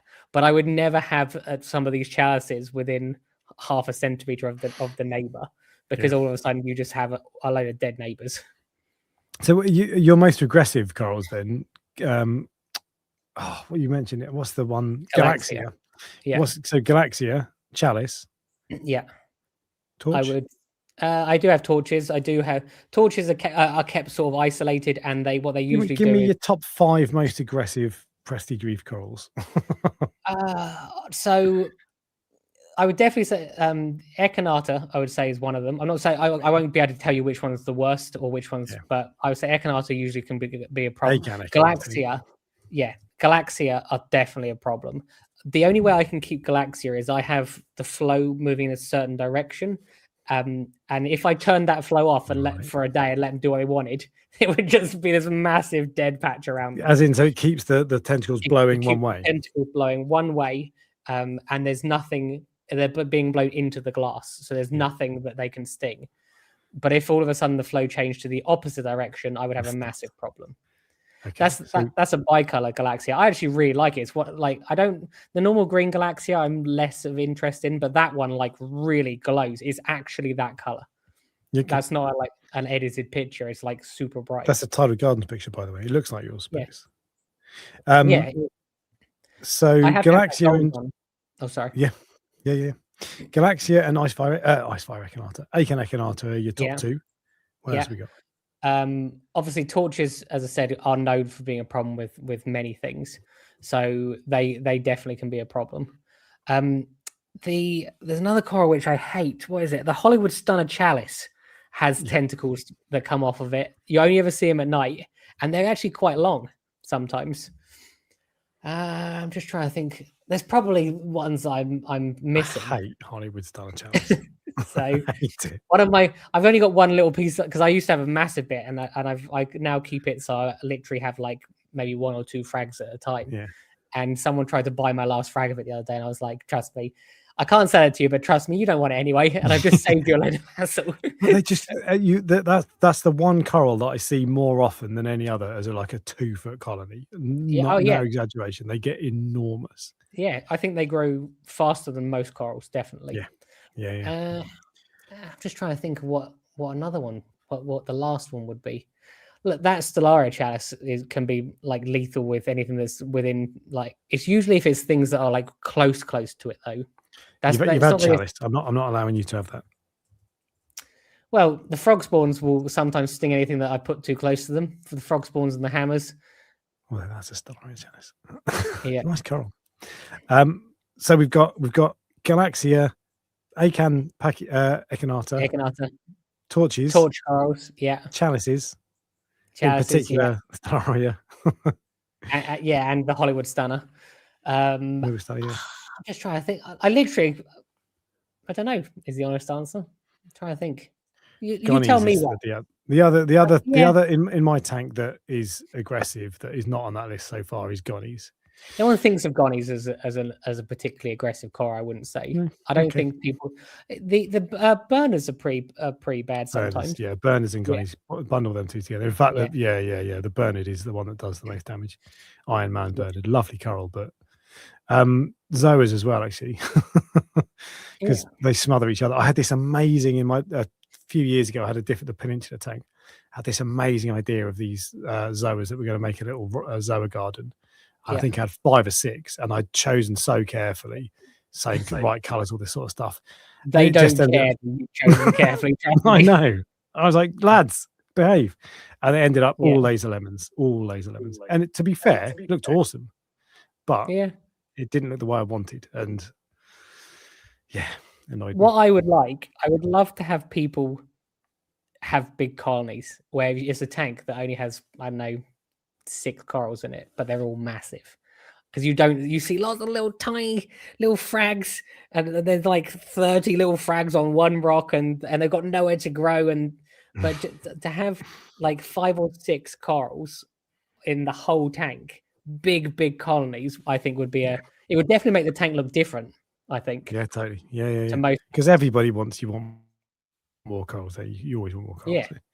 Everyone wants variety. To the detriment of the. Even like, so when I first put coral in the waterbox ages ago, I reckon probably a month later I was like, I have done what I and everyone else does every single time, put everything too close. It's already growing into each other, and it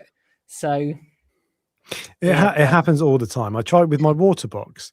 That was the first time I commissioned an island that was my design. And it was perfect. And then it turns out it wasn't perfect, and they were all far too close together. So with my current Red Sea tank, I said I want the exact same thing, but I want all the prongs to be much further apart, and they were like twice as far apart. And that's fine until it wasn't fine. So there is no. We are gardening, basically, is what we're doing. Is indoor gardening, and it becomes a problem when you don't do any gardening. Your grass outside becomes a problem when you don't mow it. And it will always become a problem. It's exactly the same thing with corals. Life finds a way. It does indeed, Jeff Goldblum. It's how I will end this segment. There we go. All right.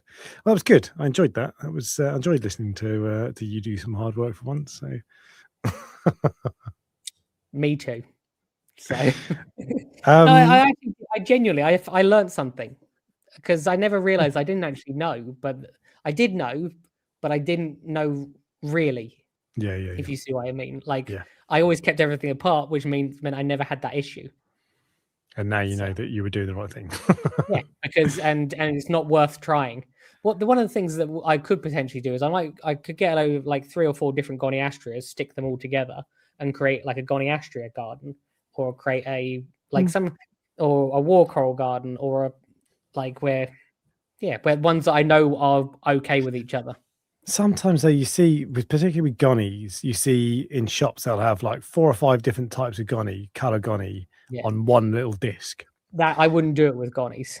No. When I said Goniastria, I love Yeah. I just mean but these are the ones Yeah. that you see and they look amazing. Yeah. And then you get them and it just goes pear-shaped. They just don't get on. And that's annoying. Do you So know if you why do, that happens? Do you know why they do that? are you about to tell me? It's because this is what I was no, told. sorry. I thought you were asking why they go pair, why they put No, those corals in the first place. I do, because you told me the yeah, other week. it's to do with the CITES permits, so that you could have 5 or 6 gonies all on one disc, and they're all different colors, so they're all different corals. But because it's on one disc, it counts as one coral for CITES. Supposedly, that's what I was told. Now, I might be regurgitating nonsense that someone told me that might not even be true, but it does make sense, is what I will say. It does make sense. And I can assure you that if that box is being checked, no one is going, okay, this is a gonny. Oh, Yeah. that's 5 different gonnies. No one is Exactly. doing that, is what I would say. The only thing I say is if you buy one of those discs, not that you shouldn't buy it, just separate them from day one. Yeah, that should be with everything. Yeah. Whether it's zoas, gonnies, any other gardens that you can think of, if you buy a load, just separate them all. Hammers? I mean, usually they're too close to each other anyway. Like in terms hammers, of, I feel like hammers are good together. yeah, as in they are fine. Yeah, I keep all my hammers, frammers, frog spawns, all fine, and they come in a whole range of different colors. So you can make a real nice display with those, and you won't have an issue. But you will have an issue if they're too close to each other and they're growing into each other. So In there terms we of go. they shade each other. There is one coral that you can keep next to each other. Yeah, There is a coral that plays nice in a high density reef. and that's why they're so popular. Hammers, frammers, and yeah. frog spawns. So Okay, there's your answer. All right. Well, we're going to move on to the Prestige Reef Fish of the Week, and I don't know what it is yet. So wow me, Ryan. there you are. I'm glad that I remembered halfway through this stream because normally I tell you, don't I? I'm going for a magnificent fox face. It's not the most exciting thing, but it's one of the more interesting fox faces, I'd argue. I have probably had this as a Fish of the Week previously, but I wasn't being marked before. Oh, I forgot. I've got to do the poll, haven't we? I always want to like the magnificent fox face. You like them in comparison to to other fox faces because they are marginally more interesting because they have 4 colors on them, whereas the other ones have 3. I prefer the one spot because they're brighter. They're really bright color. I want to like these because you don't get many white fish, and white is actually it's a bit boring. It's not really a color; it's a shade or whatever. Anyway, You don't get many white fish. Have you seen my tank? It's like 90% black and white fish. But you don't get much white in tanks, and when it's bright white, it does look quite cool. But there's just something about the magnificent. Is that the same as a Fiji fox face, or is that a different fish? I think it's the same. Might be different. Anyway, there's just something about it that I want to like it. I just don't, and I've thought about buying one on a number of occasions, but just never have because I'd rather have a one spot. Or I just clarified the Fiji fox face is the bicolor, the half brown, half yellow one. So Fiji I think this could be one of those fish where because it's rarer than the other two, because it's more expensive than the other two, people like them. Correct. 92. I'm going to in the poll. 92%. It's a landslide. Well, people like it. Yeah. There you go. Good fish of the week. That's higher than usual. One of your best ever. I'm surprised because I genuinely didn't think that was going to happen. No. There you go. And what is the Prestige Reef Coral of the Week? I've gone for Orange Florida Recordias again because I had forgotten I need to do this part. When I was doing all the other homework you gave me, I forgot I had to do my regular week's homework. So I just did this. I literally just picked it halfway through the live stream. I've misspelled Florida, sorry. Florida Recordia. And I feel like these are popular. Yeah. There's so I would vote yes, they are. Are you talking about these ones or just all the colours? I was talking about the orange ones with those ones. But generally speaking, they're all nice, really. What can you tell us about Florida Recordias? They're basically the same as most mushrooms. What I can tell you about them in the wild is that they're all dying out. There Okay. is yeah, Bacteria. as in I think it might be heat. I'm not sure. Oh, All I know right, is that okay. that there used to be loads and now there's hardly any of them. But I have found them to be hardier than the Yumas. So there's two different types of Recordias, the Florida ones and the Yuma. I don't know why one's named after a place and the other one's just is the other one is Yuma a place? Isn't Yuma a place? Is it? I don't Isn't know. there a film called The 310 to Yuma or something? Yeah, Yuma, Arizona. Yeah, but I don't think they're from Arizona. Well, no. Yeah, the 310 to Yuma, there's a Western. Anyway. No, but I mean, the Miyagi tort. Hang on. Isn't there's like a California tort? Cali tort, yeah. That's not from California. I don't know. Is the honest answer. So I stopped the poll. 100% yes. Was it like one person? No, 13. There you go. See, everyone loves these, but you don't see them that often anymore. They like if you want to get these, usually they have to come from another reefer. Generally, occasionally you'll get some, not the orange. The orange ones you don't see. You sometimes get some like greenish ones or brownish ones, but the orange ones I've found to be pretty rare these days anyway. And I bought a rock of them for like I have some very, very similar ones to those, but they're not for sale because I've only got like 4 or 5 left. Didn't they cost you like £1 million for like 2? No, my original ones, which aren't these ones, my very, very first original ones was a rock that was covered in them that I paid 20 quid for. And that was probably 18 years ago. You bought some recently. I remember you telling me they were really expensive. Is that right? Am I making that up? No, mushrooms are always really expensive these days. I pretty much hardly ever make any money selling mushroom corals. If you buy them from a tank breakdown, maybe. If you buy them from a wholesaler, you don't. And the reason is, let's say you've got I don't know, I can't even think of a name one. Like let's say a forest fire one, for example. The people that collect these corals go, well, look online. They go, because everyone's got the internet these days, and they go, oh, forest fire, that goes for £25. Well, this rock's got like 30 on it. So all of a sudden, this rock's worth 30 times 20, not 25, but you know, there. But it doesn't work like that because no one wants to buy a rock of them. No, you want one. Everyone wants one. So mushrooms always come in. It's interesting. You see the same mushroom rocks at wholesalers sometimes, all like for weeks and weeks and weeks, because they come in so expensive now that no one wants the hassle of breaking them up and selling them individually. And if 1 or 2 float off, all of a sudden you've lost any profit you had in that rock. So basically, if you've got a load of mushrooms somewhere, you're sitting on a gold mine if you can break them and sell them off to people. So, but they're not for me, mushrooms. There's certain corals where I just go, you don't make any money from them. Yeah, that's funny. I'd have thought mushrooms you would think would be one that you do because they just grow so fast and you can't kill them. Like don't get me wrong. If you get the rock and you keep growing from it, then yeah, you can make money from them. But if you're buying a rock from a wholesaler to sell quickly, like it's ridiculous the price. Yeah. So it's not realistic to have what's it called to just grow corals. Unfortunately, you've got to import. So. Yeah.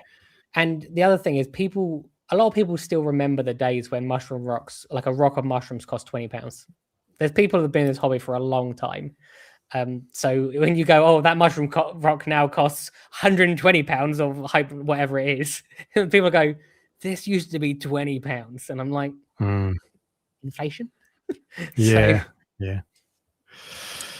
But it's exactly the same reason that those... those like expensive tanks, which were like, I don't know, they're like £10,000 now. It's because the people that collect them know how much money they sold for. Yeah, completely. Yeah. So they ask for more money, which is fair play. Fair play to them. They should be part of this as well. But the original ones, I'm sure David Saxby has a couple or 1 or 2 of them, and he got them for like hardly anything. And that's what happens. As soon as people realize there's value in something, everyone in the supply chain adds their markup to it. Funny, isn't it? Yeah. Speaking of supply chain issues, we're going to now move on to the news.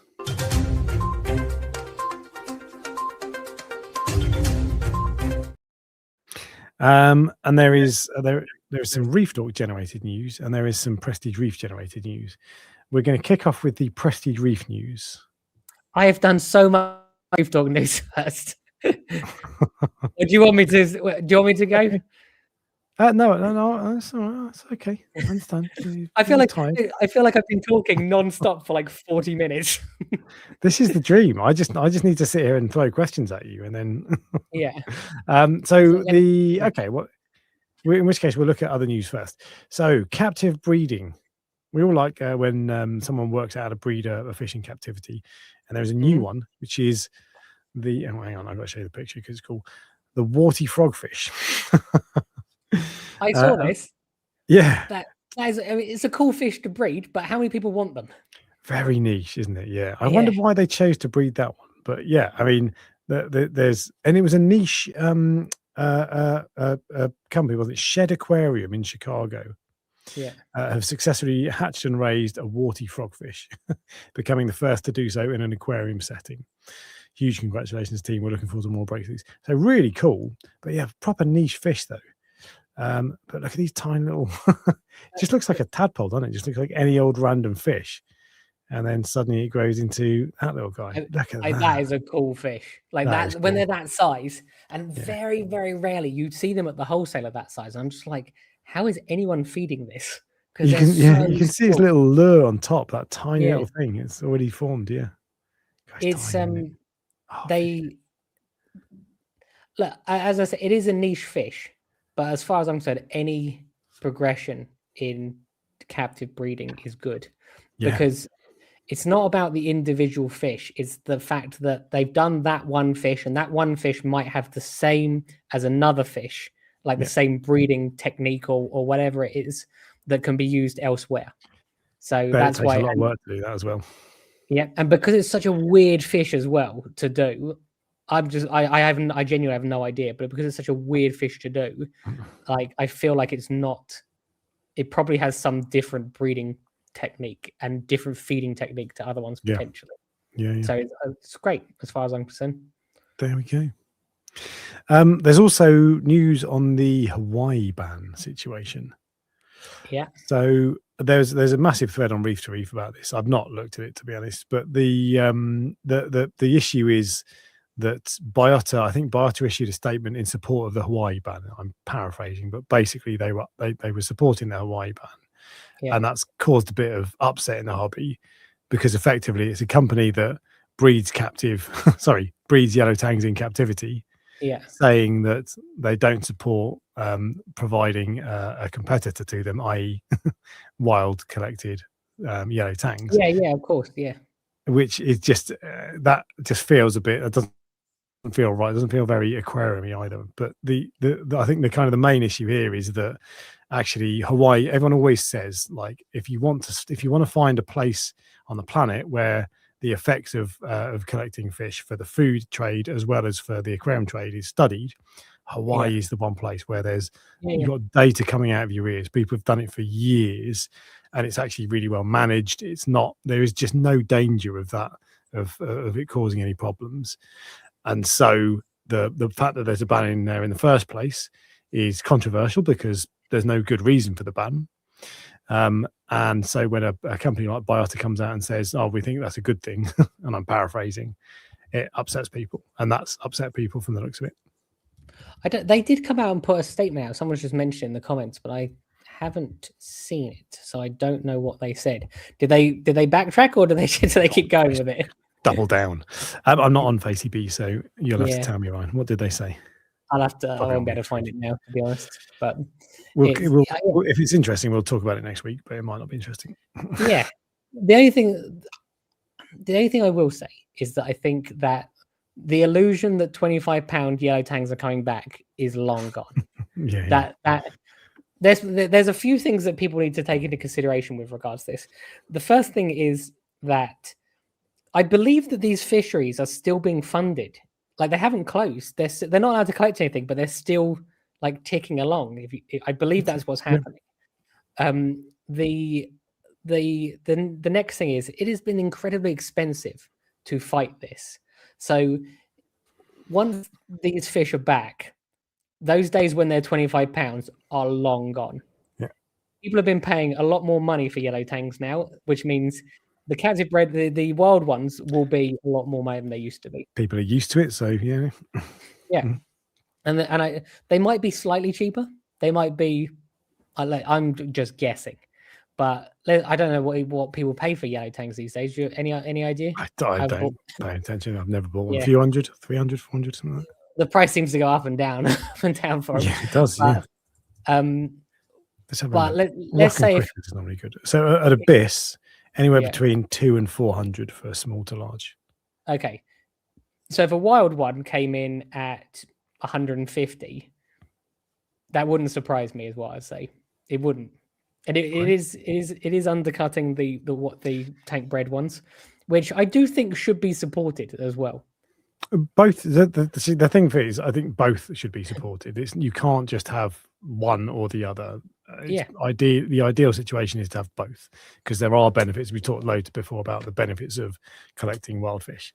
It's not just pillaging the reef, basically, is it? So yeah, and there are other fish where you can get both wild ones and captive bred ones. Orchid dottybacks are a good example. The wild, actually, interesting, the wild orchid dottyback is actually more expensive than the tank bred ones, which is the only fish that I can think of where that it works that way around. The tank bred ones are usually far more pale than the real vivid purple one. I said to Rachel she could pick any fish for the fish tank for the water box. When I say any fish, I was lying, because if she said I'll have a frogfish, there was not a chance she was going to get that. But you have to allow the illusion that she can have any fish. I'm like, you have any fish, but this is the only page of fish you're allowed to look at. Yeah, exactly. Yeah, clownfish. And she picked an orchid dottyback, and I bought a tank bred one.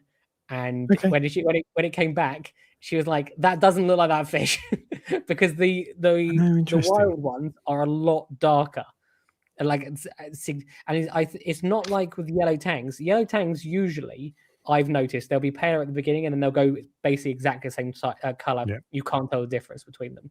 But this is an adult orchid dottyback, and they look different. I was going to ask you this age. That's interesting. So really nice fish, by the way, orchid dotty, and a bit more peaceful. But so she's now upset. Well, I think that means that she gets another go, right? Because you sold her a pig in a poke. Yes, but I've never heard that saying before. So yeah. Oh. Okay, so I'll have to try and work out what that means. I think it's like an old-fashioned thing. Like you sold someone a pig in a bag, and it turned out to be not a pig or something like that.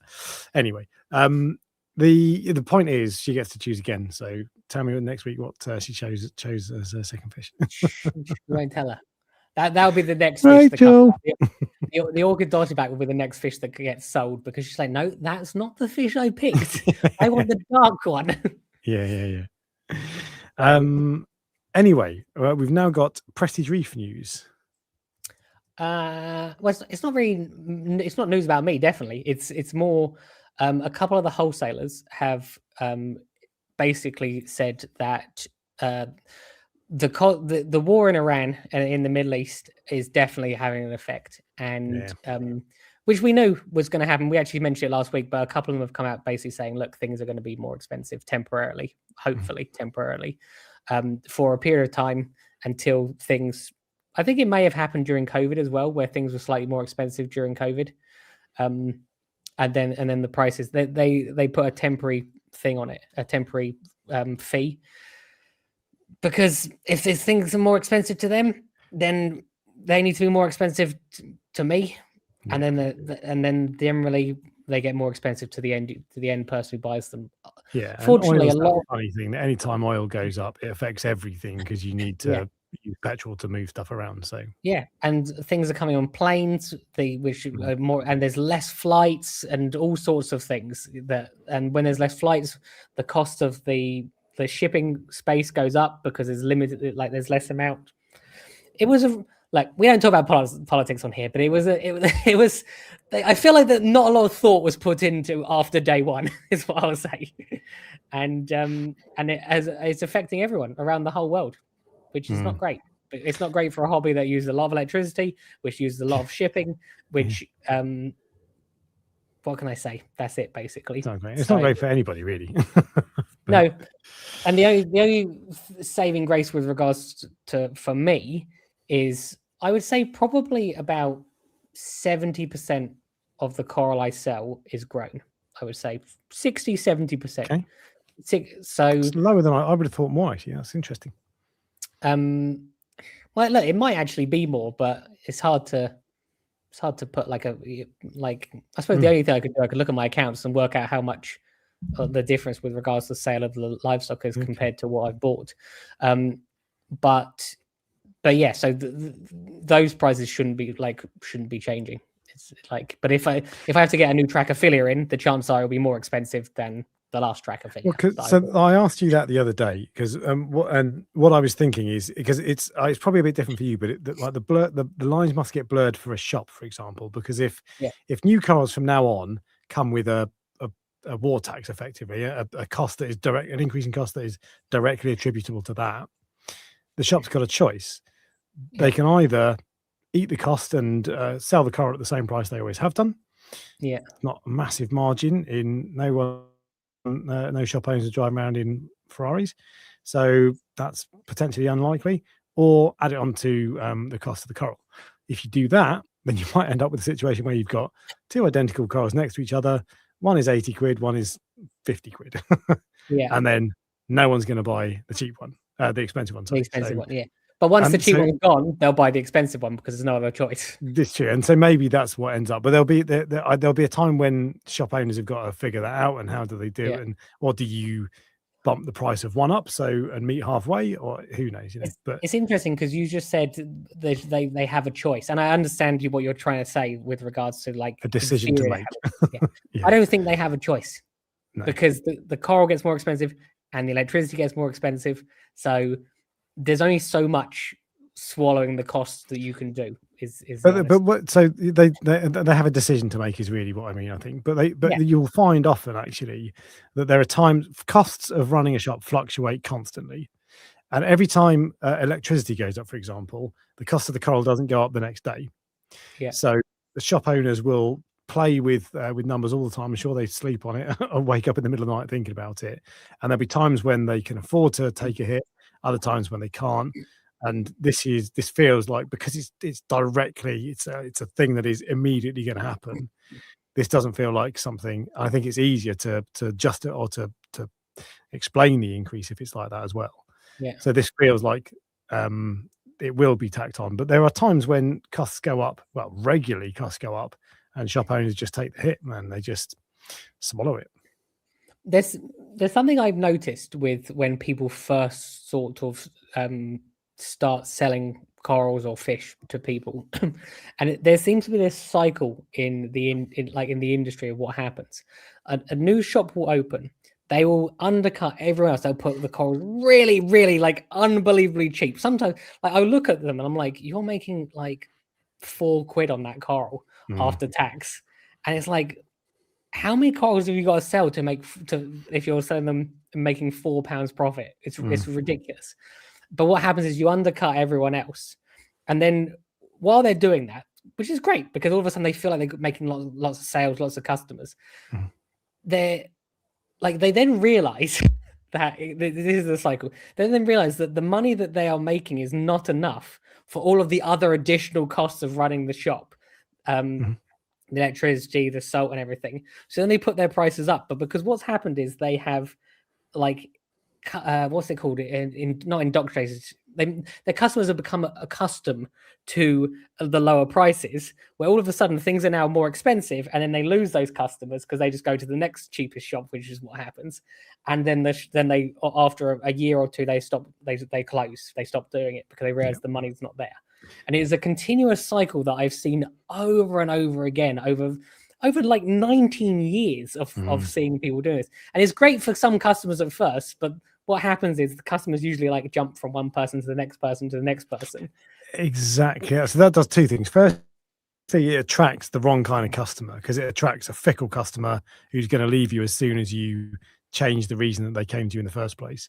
And also it pisses all the other shops off because suddenly they've got people coming in saying, oh, there's a trachea over there for £4. And yours is 250. Can you do me a deal? And then everybody, so, but you're right, it goes in circles, and then that shop will go out of business because they'll either won't be able to make money selling corals at such a low price, or they'll put the prices up and then all their customers disappear.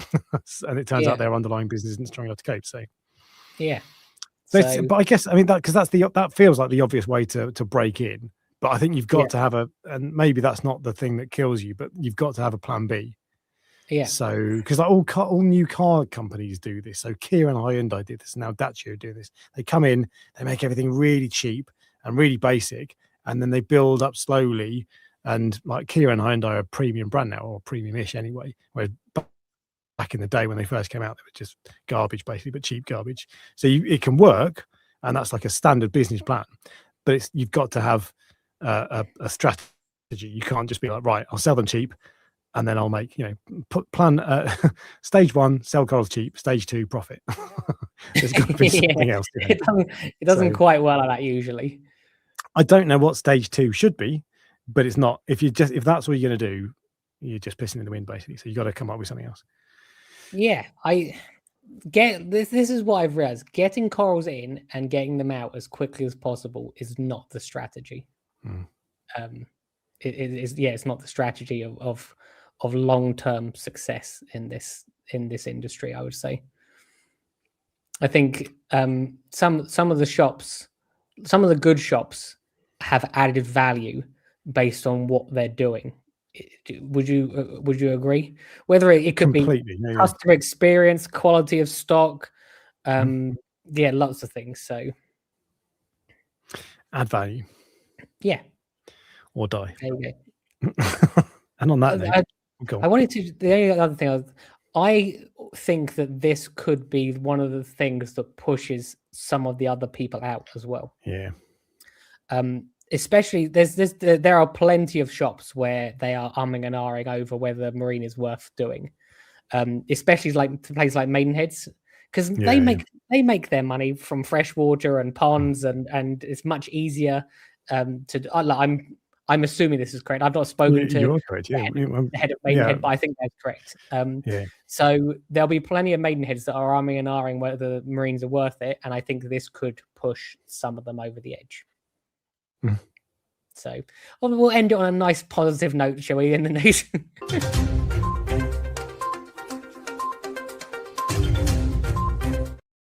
Always end on a happy note. Yeah, that's the one. Yeah. All right. Well, thank you, Ryan, for your input on corals that play nicely in high density reefs. Yeah. So that's good. But that was a good discussion. I like that. That was useful. So, and thank you all for joining. And we will be back next week with more fishy goodness. See you guys. Right. See you later.